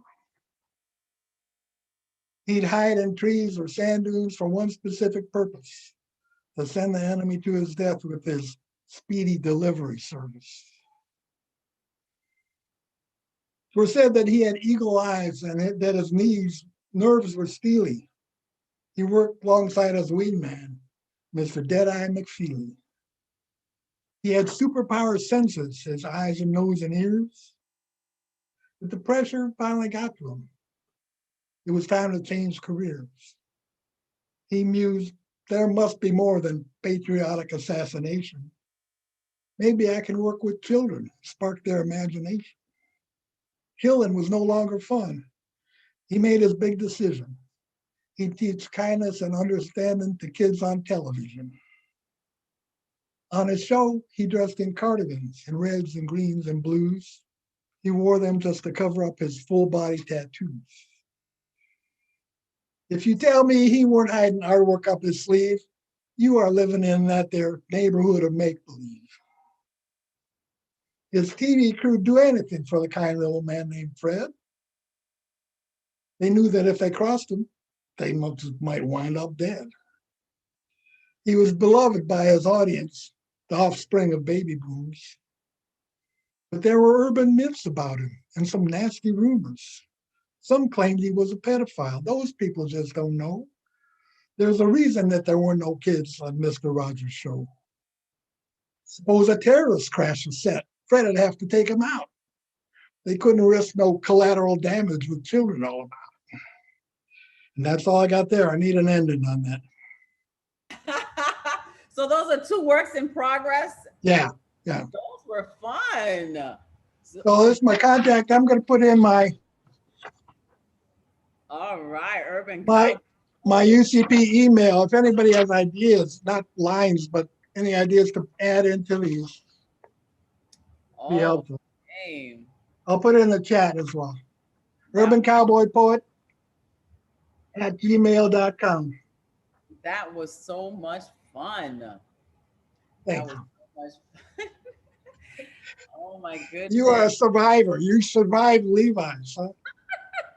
Funny story, when I modeled those Levi jeans, they really didn't fit me. They were safety pinned all up in the crotch and in the back. You didn't shrink them in the bathtub? Nope, no shrinkage. Good. No. Greg Michaels, thank you so much for that. That was a lot of fun. Okay, I see that there's a Christian Perfas on the list, but I don't see a Christian in the room. If you're here, let me know if it's under another name. But let's go with Edward Foreman, the fireman foreman. In the meantime. Hey, how's my poetic people doing? Woo! We're doing good. How are you? I'm great, great, great. Just enjoying the beautiful poetic energy of everyone. It's just it's inspiring. I have two pieces. One of them is I'm sorry for your loss. It's a grieving poem. It's not by my words from the internet, but I hopefully it'll feel not just your heart, but your family and friends' hearts and people in the audience who lost a loved one as well. And it's called Remember Me. Don't remember me with sadness. Don't remember me with tears. Remember all the laughter we shared throughout the years. Now I am contented that my life it was worthwhile, knowing that I passed along the way. I made somebody smile. When you're walking down the street and you got me on your mind, I'm walking in your footsteps, only half steps behind. So please don't be unhappy just because I'm out of sight. Remember that I'm with you each morning, noon, and night. And my deepest condolences. Oh, that is so kind of you. Thank you so much. Oh, I got one more, and it's kind of erotic piece What a segue. for a He's good like, why subway. this with this, honey? Oh, trust me, it's called Bon Bon Girl. It's got a lot of sweet into it. I smell her. I smell her. My desire starts to explode. The euphoria flow through me in seven, no, tenfold. I crave your sweet mouth, candy voice, and taffy hair. I want to devour you that will leave you laid out and bare. I want to make you more naked than any candy bar or chocolate chip cookie. I want to unleash your tantalizing candy bomb out and free. I want to unwrap your colorful, stylish wrapper and go downtown. I want to lick till you make syrupy moans and sweet sounds. I want to dip you in chocolate, honey, and caramel. I want to eat away at your chocolate cover shell. I want to suck your glazed coconuts for the refreshing juice. I want to make your sealed sugary fountain come alive and loose. I want to go between your soft cinnamon buns. I want to send your tart, gloomy flavoring on the run. I want to lick your pink, sugary coated jelly bean. I'm so sorry, honey, but you know I'm a sugar fiend. I won't stop till I lick and suck the creamy pleasure right out of you. It's more sweeter than nougat, butterscotch, and honeydew. I want to taste your inner vanilla creamy center. I want my cravings to be more skinnier and thinner. I want to consume your cinnamon toast flavor erotic taboo. I want to drink you like a bowl of hot milky chocolate brew. Your body is my caneland. I just want to savor, relish, and taste. I won't leave your sugary delights go to waste. Thank you. Eddie. Happy birthday, Abraham. Woo! Happy birthday to you. Happy birthday to you. Hope all your dreams come true. Happy birthday to you. Eddie Foreman is on fire. Ladies and gentlemen, the fireman foreman has ignited the evening. I think Withdrawn, Marissa, and Eddie Foreman are in homeroom together, and they exchange poems early day. Thank you The so smile much. looks good on you. Let them know how to follow you, and then we're gonna go. We found Christian. He's at Soul Stuff. How do they follow you, Edward Foreman? Oh, they can follow me. You can follow this Ed Potastic, aka Fireman, at Eddie Foreman at Facebook and IGN at edformer92. I put my information in chat, and it's always beautiful seeing you beautiful people. And I hope you have a wonderful Poetic Week. Hope you stay safe and healthy. And again, Abraham, happy birthday. Woo! Okay. Now let's see what's good with soul stuff. Hey, can you hear me all right? Yes. Hello. All right, bet. Sweet. Yeah, nice to be here. First time in the online space. I've been to New Yo a couple times back in the physical days pre-COVID, but my first time coming in through Zoom. Yeah. Sweet. Yeah, I'm gonna try to get in my piece. I want to be respectful of time, and I know there's other people waiting, but I just want to say shouts to everyone who went before me and shouts to everyone going later. Happy birthday for the homie that's birthday is today.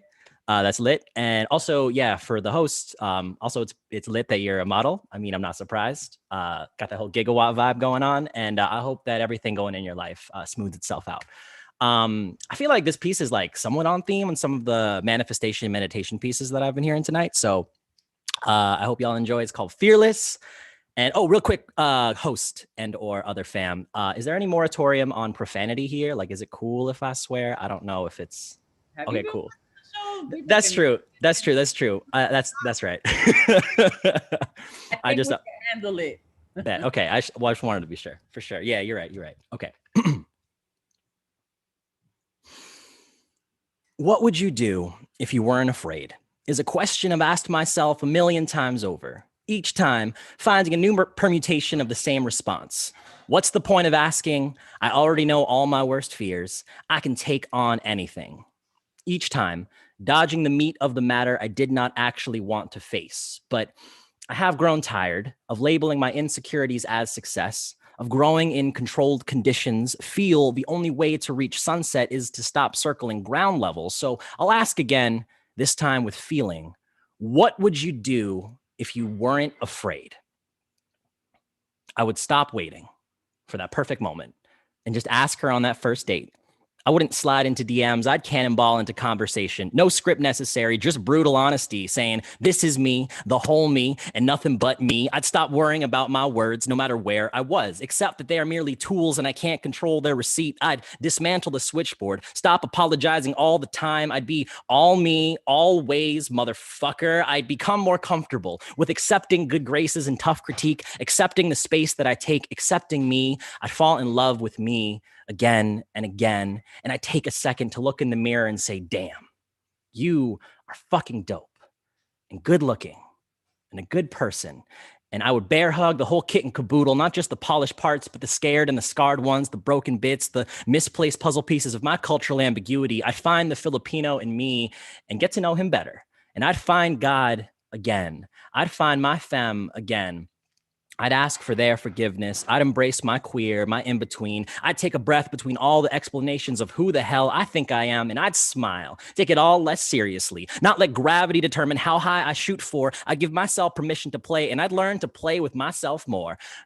Okay, sorry. I mean, not in that kind of, well, actually, you know what? Yeah, in that kind of way. I grab a Kleenex, close the door, and put up a sign that says, today, I am practicing self-love. I would forgive my parents, acknowledge they did the best they could with what they had, that there is more of them in me than I'd like to admit, and I admit that I've been wrong a lot, but I'm still learning, and I'm still loving, and I'm learning to love the process and trust the process and trust my tribe, trust I'm exactly where I need to be, and stop hiding. Stop hiding on stage. Stop hiding and holding it all in. Break off a piece of this chip I've shouldered for so long so I can see if it's made of chocolate or tortilla. I'd fail. I'd fail harder than I've ever failed before. All ripped, tattered, and torn, fresh taste of blood behind my teeth, and I'd laugh, brush myself off, promise to do it even bigger and even better the next day. I wouldn't care if I looked stupid as long as I had fun. I'd dance, I'd leap, I'd fly, I'd stray off path, off brand, I'd stutter, stumble, and moan and lose all my words just to find them all over again.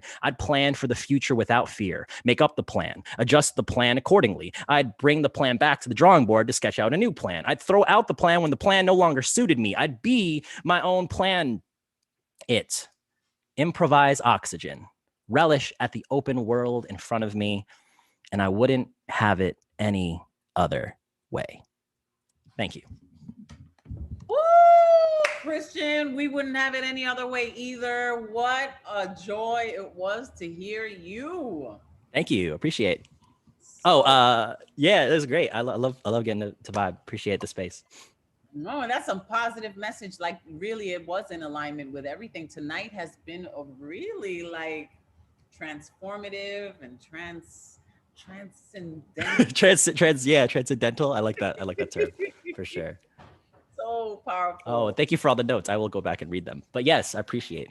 Oh yeah, check it out. People are loving it all up in the chat. So amazing, dope, so good. Shit was fuego, Calderon. Paul, I thought I called you Fuego Calderon, which is dope. If you don't know that reference, that's a Puerto Rican thing. Tego Calderon. Got you. And my tag is in my name. So it's at Soul Stuff. I'm primarily on Instagram. I'll also put my website up too. I'm trying to release a poetry album in the next couple months. So appreciate y'all. Can't wait to hear it. Soul Stuff, baby. And someone that actually graced the New Eurekan Poets Cafe stage. That is so legit. You get points for that for sure. Okay, so now let's go and hear our sweetheart, Cinda Lawrence. Hey there, can you hear me? Yeah. Oh my God, I gotta work on my erotica. Okay. I'm telling you, man, I'm gonna kick ass and I'm gonna come up with some badass erotica. I'm telling you, man. It's like, you guys are so awesome. I don't know how to follow that. That was all of it. You're amazing. I'll tell you first, I heard a Mexican proverb this week that I had never heard before. And the proverb is, they tried to bury us. They didn't know we were seeds. Have you heard it? Never heard that. I was like, oh my God, I love it, love it, love it. That was just as a Mexican proverb. I didn't know the origin or anything, but I just thought they didn't know we were seeds. I just thought that was so awesome. So yeah, isn't it great? That's a Mexican proverb. This is called the species. I'm a member of a species I don't understand. Never knowing who's spiteful, petty, or grand. One day I'm noble and my heart rules my head. The next I'll do anything not to be dead. Some seem honest, grateful, and true. Then comes betrayal straight out of the blue.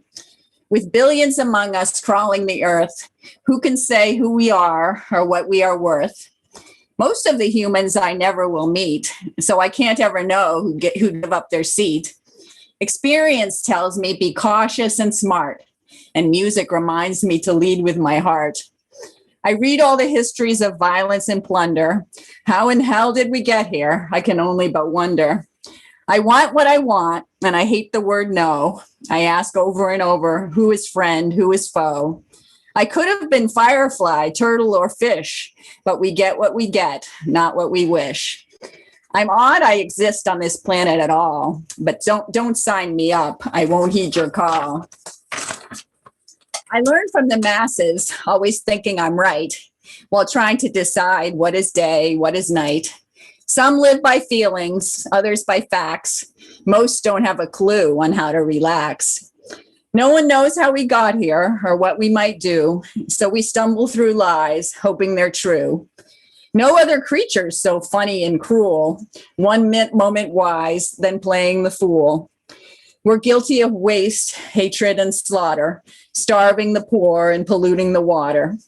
We mistrust the others who don't look like us. When things don't go our way, we whine and we cuss. So many are lonely and rarely feel blessed. We yearn to be good, but make a big mess. With so much confusion about right and wrong, who knows who'll survive, the faithful or strong. Change shakes my brain and rattles my mind. I have eyes but can't see, keeping me blind. Each day that passes, I know less than before. Only love might open a window or door. I know not why we're lonely, greedy, and loud, endlessly searching for the star in the crowd. There's a lot about us that fills me with shame and a divine kind of mystery I can never quite name. I wish we were better. I wish the killing would stop. I wish our story would end as a hit, not as a flop. It makes no sense, but I'll say it, even with fear. God only knows why. I'm still glad I'm here. Cinda, I'm so glad you're still here. Cinda Thank Lauren. you. Thank you, everybody. Night who always keeps the meter tight. I'm glad I'm here, and I'm glad you all are here. I'm so, so glad. So stay well and so much love. Just keep knocking those curveballs. They come every day and so much pain sometimes, but so much love. And I hope it helps a little because we love you so much. So, so much. You have no idea how much it helps. Love you, Cinda. Thanks, guys. Thank you. Emily Dickinson of Thursday nights. I love saying that because it's true. Her meter is so tight. Okay. Where do we go from here? I got so wrapped up. We're going to go with Catman Bill. Unmute. Here he is. Good evening, La Bruja. Hola. What was that name you called me a few weeks ago? Oh, sheesh. You remember when you can predict the future? Oh, Nostradamus. Yeah, Nostradamus. Nostradamus, Catman Bill here. So tonight I like to perform a Mississippi John Hurt song. A musician, singer-songwriter from way back, whom I've always called my musical godfather for some reason, but I don't write like him, but I've lived with his music all my life.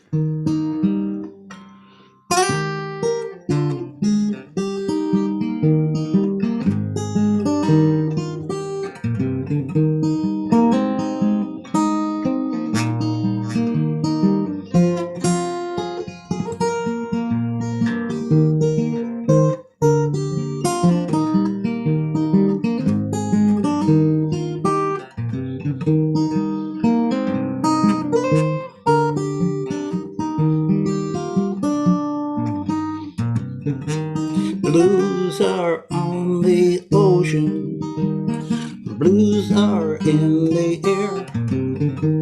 Can't stay here no longer. I have no steamship fare.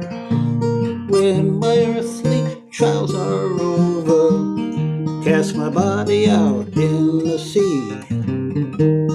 Save all the undertaker bills, let the mermaids flirt with me. I do not work for pleasure, as the peace I see no more. The only reason I work at all is to drive the wolf from my door. When my earthly trials are over, cast my body out in the sea. Save all the undertaker bills, let the mermaids flirt with me. My wife controls our happy home, a sweetheart I cannot find.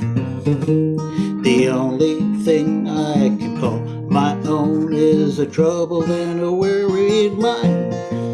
When my earthly trials are over, cast my body out in the sea. Save all the undertaker bills, let the mermaids flirt with me. Blues are in my body, my darling has forsaken me. If I ever see her face again, I have to swim across the sea. When my earthly trials are over, cast my body out in the sea.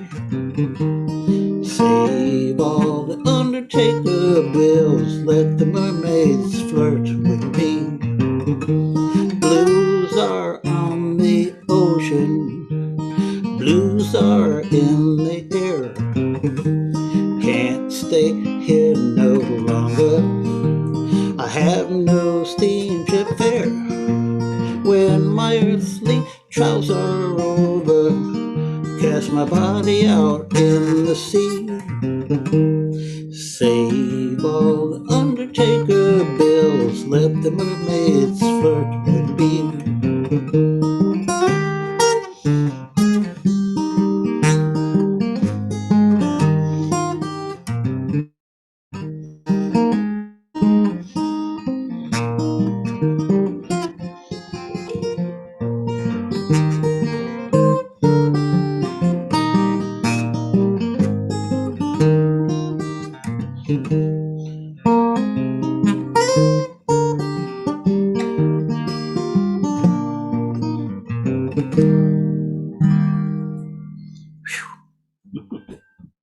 Wow.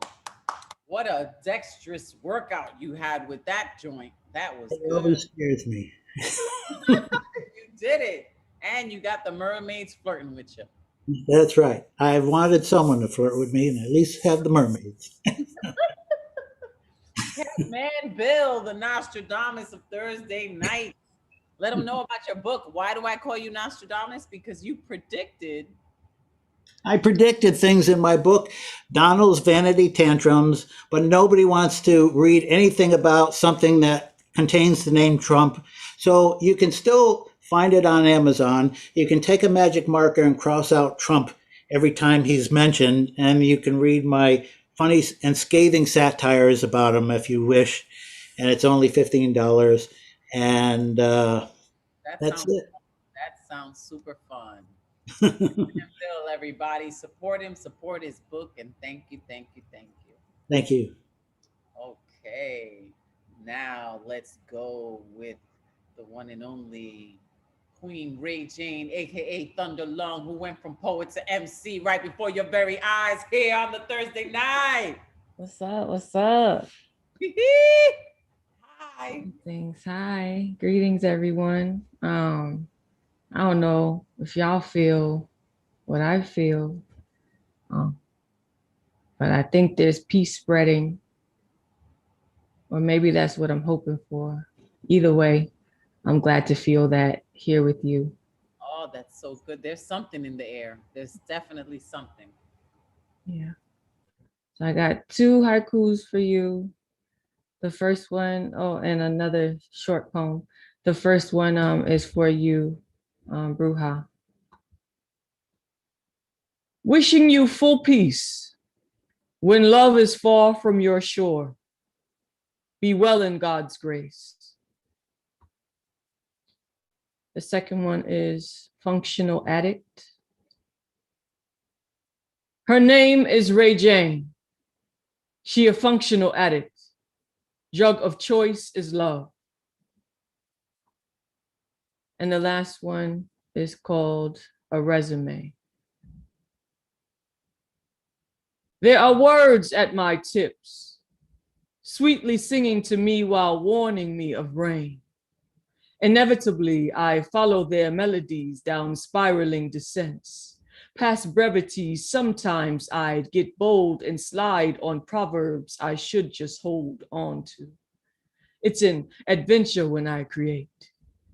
With grip on pen, I drop my cape, hit you with that olay and fight your bull with what I have to say. I am a portal, teleporting you back into the jungle your lies have made of you. You got to pass through you to get to true words hunt you. Obsidian and feline, or slithering sonnets, donning slithering bonnets. A woman is fluid yet tree-lined. My words are an estuary, christening your flesh with fresh water, then conserving you in brine, pulling your emotions open, proving to you that there is no time, that somebody wants you, changing up the angles until you cosign. I go to the words because they save me. In the way an imperishable needs to be saved, to feel chosen by those who have frozen in Arctic versions of themselves, who've gotten so lost in hunting for wealth, they mistake it for self. Obviously, eating the berries, probably smoking the weed. The words leave my favorite candies and lines, returning me to my paths.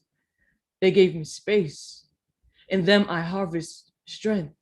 In them I have a place to unshoulder these weights. Through them I ascend to the fates, get to plead my case, so I give thanks to every wordsmith keeping the pace. You keep spitting that tempo, give them that nasty articulation, make them play that back, stuff your fears into it and then unpack. Let them harmonize you, perfect your soundtrack, vocalize you, feed you back your bars. We are always looking for better, as if we are not narrating stars. So I challenge you to root your trees, asking yourself, how do I allow my words to summarize me? Thank you. Oh, Ray Jane. Wow. Thank you. Your lyrical prowess is just beyond words. Appreciate you. Ray Jane. Thank you. If you'd like to hear any more, you can find all my content on itsrayjane.com. As soon as you get on there, hit the button, vibe with me, and it'll take you straight to my SoundCloud with over 60 tracks of more of that if you like that. Yes, we like it very much. Thank you, Queen Ray Jane. Peace to y'all. Happy birthday, Abraham. Fabulous. All right, we're gonna keep it going, keep it flowing. Now we're gonna see what's good with Metronome Monica Berger. Hey now, beautiful. How are you?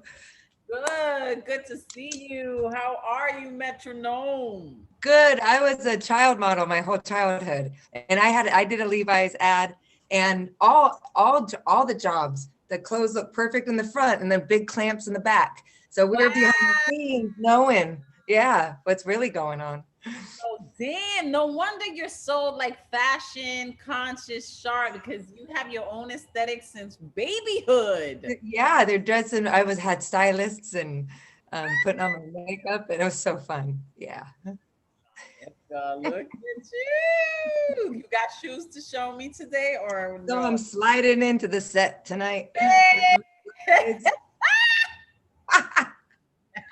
Being comfortable.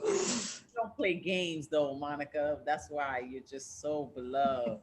I love you. What you bringing to it today? What new shit. I wrote this at 2:00 today. New shit. 2:00 shit. Letting it drop it. Thank you. It's called Resist the Gaslight. Being gaslight by someone you trust is like a record scratched through your favorite song, like a pulled thread on your most expensive sweater, like a grease stain on your new silk blouse. The betrayal is hidden up front, but seeps into the soul, making you feel crazy, like you did something wrong, like you put the scratch on your own LP, like you caught your knit, like you put the scratch on your own LP and caught your knit on the barbed wire fence, like you spilled hot coffee on the cashmere, leaving you with a sense of fear, but you don't know what it is that you're afraid of, just a foggy head disoriented to what you once thought was said, running in circles trying to explain yourself to a deaf ear, like stepping on your own glasses, crushing your previous 2020 vision, not seeing what is in front of you, hiding in plain sight, your lover holding a box of matches, mocking you with every intentional strike, flaming your soul, catching your spirit on fire, burning up your sanity, leaving your senses in a pile of ashes. Being gaslight lit by someone you love is like tripping in front of a crowd of people, like standing alone at school with no clothes on, like trailing a piece of toilet paper stuck on the bottom of your shoe, like having a piece of spinach stuck in your teeth on a job interview. It leaves you questioning everything you once knew, spinning out of control. And when you try to get to the bottom of things, you're caught swimming upstream, a stream against the current, driving yourself into a brick wall, begging for validation from the one who's hurting you, the perpetrator, manipulator, gaslighter, never admitting that they are the problem in their premeditated default mode, laughing all the way to the bank at your own expense. The only way out is to be still and know that your feelings are your GPS to the truth, a guidance system to your core beliefs, and no outsider can tell you what you feel. Who feels it knows it. Get up, stand up for your own sanity, cut ties and live the life you love and love the life you live. The best armor to wear, protecting yourself from the haters and fakers, rising above the low frequency, turning up your own station, tuning out the blah blah, and embracing yourself within.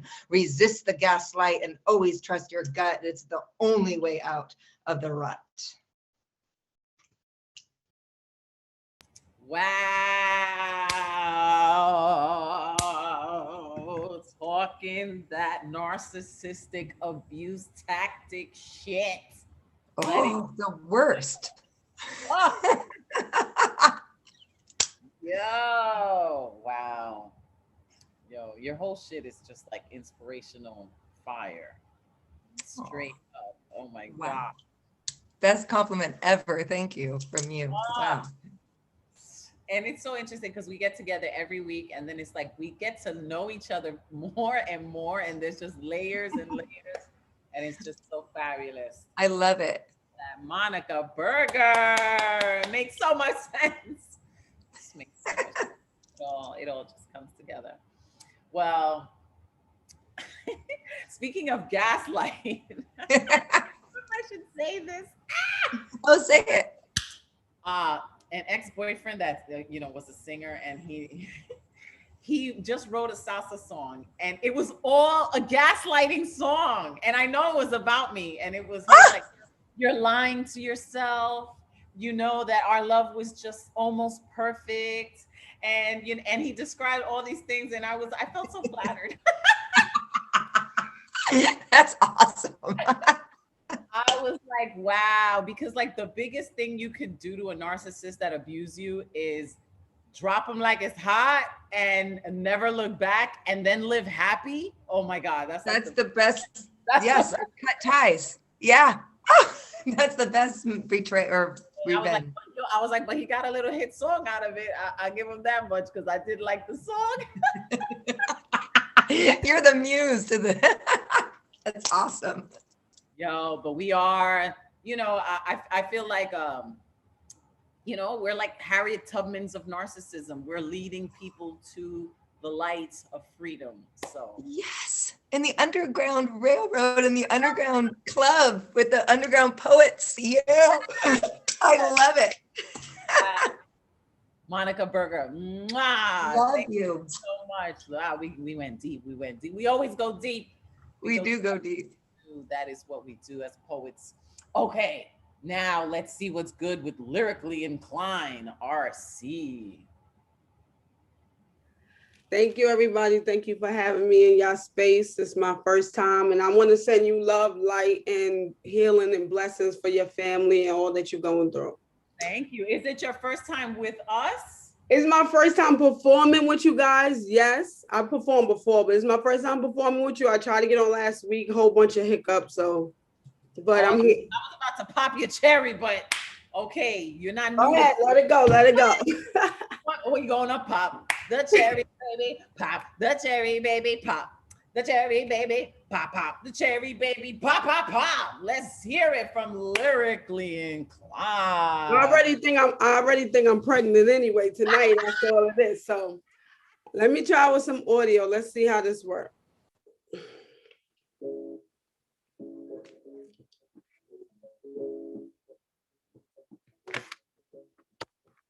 All right. Oh no, Buckle. We can't run, we can't kneel, we can't breathe. I can't believe that my people ain't free. We can't run, we can't kneel, we can't breathe. Tired of seeing my people out here murdered in these streets. Black bodies that be hanging from them trees. Read them strange fruit, but they don't want to hear our truth. White America, dirty, dirty secrets. Histories in public school will never ever teach it. They sold the history in our youth, all facts. Time for us to wake up now and take it back. I'm on my grind on that mission in that kitchen. nation. Fist to the sky, always in position. I'm militant by nature, cause they was groomed to hate us. My ancestors in formation, they can never break us. We can't run, we can't kneel, we can't breathe. I can't believe that my people ain't free. Two systems, one judge, and my kind get no love. Double standing, double talk, get hit with the books while the whites walk. Pissing me off, cause we not resisting. Just treat me like a human and acknowledge my existence. Don't violate my rights, just police me like the whites, so we all get a chance to go home at night. Man, we can't run, we can't kneel, we can't breathe. I can't believe that my people ain't free. They was marching with nooses, they was coming for blood. Stormed the Capitol building, they was packing them guns. We was marching for justice, we just wanted some peace. Rubber bullets to our face cause we asked to be free. Called us to jail, beat us down in the street. Tell me how was it possible, son, how could it be? Tell me how a terrorist get more privilege than me. We can't run, we can't kneel, we can't breathe. I can't believe that my people ain't free. We can't run, we can't kneel, we can't breathe. I ain't standing for no flag that ain't waving for me. We can't run, we can't kneel, we can't breathe. I can't believe that my people ain't free. My ancestors in formation, they can never break us. Our ancestors in formation, they can never break us. Yes, ancestors in formation, they can never break us. Thank you, everybody. Wow. Woo! Thank you. I appreciate it. My name is Lyrically Inclined. I'm on YouTube and Instagram at Lyrically Inclined. I'm gonna put it all in the chat. Wow. Thank you so much for having me, guys. I love you guys. Blazed it tonight. Where are you located? Where are you in the world? I'm in Queens. I live in Queens right now. Queens, New York. I'm in New York. Yeah, New York. Queen has blessed us. Thank you, Lyrically Inclined. That was so dope. The message was profound and thank you. I appreciate that. Honest. I appreciate it. It's been one of my dreams to be on New York weekend. I can't wait until everything open back up. I'm gonna make it out there and get on that stage. Oh, fabulous. Can't wait for the day. Thank you so much for joining us. Thank you. Love and light, love and light. All right, so now number 25 has arrived, and it is the birthday boy of the night. Ladies and gentlemen, let's show some serious love to Abraham Kamani. Yes, happy birthday to me. I'm 36 today, but in reality, I'm celebrating my 15th anniversary of being 21. Just putting it out there. Forever 21, right? Anyways, I got a series of haikus that's going to take about 1.5 minutes, and another piece that's about 1:45 seconds. So hopefully you could get to at least a couple of people on the waiting list. Malcolm was too big to have a little last name crossed out with an X. And I got some birthday gifts. Well, I got some gifts for some of y'all. Your names will be in all these haikus. La Bruja's witchcraft cast spells on virgin poems, popping their cherries. Advocate of words will break the code of silence, unmute microphones. Ray Jane's lightning voice electrifies radicals, electrocutes hate. Louise Parbonne cleans Earth's bad mouth to disinfect stains of oppression. Have a sweet red dream, Prada painting poetry in your mind and mouth. Elemental's words heals minds from ignorance with Ali's golden gloves. Deadpan Lizzie is cooking recipes for life, serving food for thought. Paleologos, a blade cutting oppression, one nick at a time. Vernita Bostic will make you laugh your balls off, comedic genius. Conqueso's poems are like Paul's written letters, lyrical Bible. Through her big brown eyes, I can see the scales of justice tip in our favor. From Los Angeles, I feel the withdrawn effects of a warm embrace. And this piece is an erotic piece. Yes, I could step out of my comfort zone and talk about this. It's an imaginative piece for the most part. It's called The Jack and Master of a Single Trade. My dick is the jack and master of a single trade. It is a great musician, beautifully gifted multi-instrumentalist, dare I say, a rather huge name in an already big industry. Famous for plucking skinny G strings off some of the toughest cookies, screeching like a violin with joyous tears, begging me to play them like a piano and thump their clits as they sang on key to the most challenging percussive rhythms of me beating those curvy ass cheeks with a smack from both hands until they squirted black and tan fantasies all over my pulsating stick, ready to make itself like a trumpet and blast all over their walls, riddled with cum shots spelling my name is their all-time favorite mural, an indestructible monument erected inside the memory of their pussies for the years to come. Their asses will give me a thunderous round of applause and a standing ovation. Even the strippers dancing on stage were so impressed with my outstanding performance, they picked up the money and gave it back to me. What else can I do to express my gratitude other than to take a bow and say these words with honesty and humility? I love every single one of you, from the top of my dick to the middle of both my fingers, down to the bottom of my heart, for letting me ejaculate musical notes on your titties with both of our names composed between both those plumpy nipples. Until we meet again, thank you, and peace. Birthday boy, that was wild.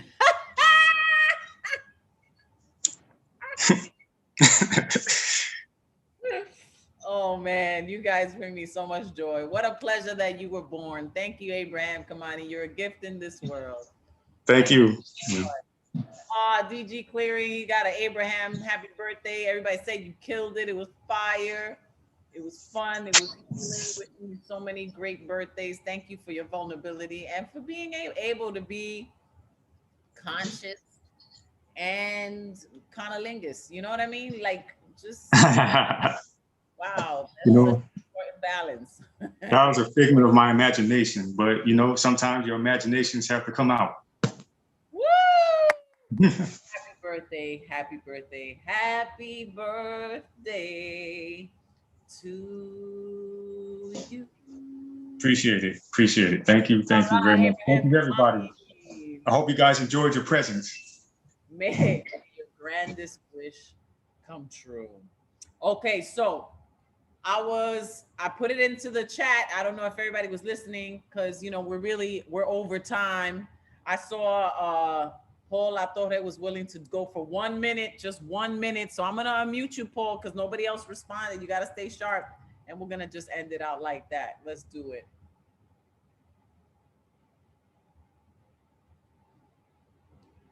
Yeah. Sorry, Zoom is against me right now. Is mad.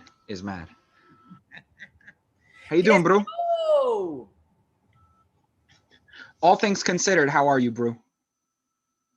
I am well. I mean, luckily, my understanding of death is quite profound and I am okay with it. You know, like I see death as being better than any orgasm you can have, like the most pleasurable experience. The biggest release. The biggest release. Yeah. Bigger than the one that Abraham just released on the proverbial titties. Bigger than that. So my understanding of death is just, you know, I've come to accept it. It is part of life. And, you know, I find that when people die, they're actually closer to me because we no longer have the physical in the way. So, you know, but what hurts is seeing people deal with the grief. That hurts, I think, more sometimes. But thank you, Paul. But you have the rare ability to capture whatever everybody's feeling in words. So I'm sure that you are a consolation for everybody in your life. Because I know people have relied on me and been like, "You gonna read a tribute poem?" And I've been like, "Yeah, no pressure, sure. I'll write something that sums up a life, an elegy, sure, an epitaph, no pressure." But then you know we do it. So I'm gonna read 3 real short pieces that I wrote today. and lean away from the long shit. I'll save that for Monday. So this first one is a haiku, which I rarely ever write. If they made an Olympics of hating yourself, I'd be Michael Phelps. Right. Sorry for the self-deprecating shit, y'all. It's kind of a mood. The second one is shorter. I've been trying to reconcile for quite a while the difference between distance and cognitive dissonance. And so I text my therapist, I think we need to see other people. And then this last one, it's just been kind of inspired where the fuck the world's been at for the last year. And it's called The Last Samurai. How you gonna feed off their culture, put MSG in cuisine, which you homogenized, lumping all recipes in one pot, caught all their Pokemon, ripped off all their kung fu flicks and anime, replaced them with bad remakes, stole all their technology, bought up all their cars, electronics and smartphones, and yet it doesn't faze you for one ramen gobbling minute to stop and consider the harm of being so caustically xenophobic, Asian genocidal, calling COVID China flu. Who are you, if not the last samurai of hypocrisy? Oh, pork con queso, melting that cheese. Can I help you, please? Thank you so much. Thank Y'all you. can follow me at pork con queso on Instagram. It feels good to be back, y'all. Yeah, it's good to see you. You were on the list and you didn't show up, and I was like, I've been going through shit, but I'm here. I'm glad I'm here. well, we are with you, and we're always here for you. Much love, much love, much love. Thank you, everybody that blessed the microphone tonight. Thank you, everybody, for your loving wishes and understanding and holding space for my heart and my emotions with so much love. I thank you. And to all you in the closet poets out there, don't sleep on your own magic. A lot of people keep asking me, how do I get on the list? You got to log on 24 hours before showtime. So that would be Wednesday night, 9 p.m. Eastern time. Go to neweurekan.org, click the events, click the date of the Thursday night open mic, and choose your artist RSVP. And you got to do that within 1 minute after the hour because it's filling up so fast. And I'm just so honored about that. Buenas noches, todos mis poetas, con mucho amor, ahora y siempre le deseo todo lo bueno del universo. Mwah! Peace, elevating.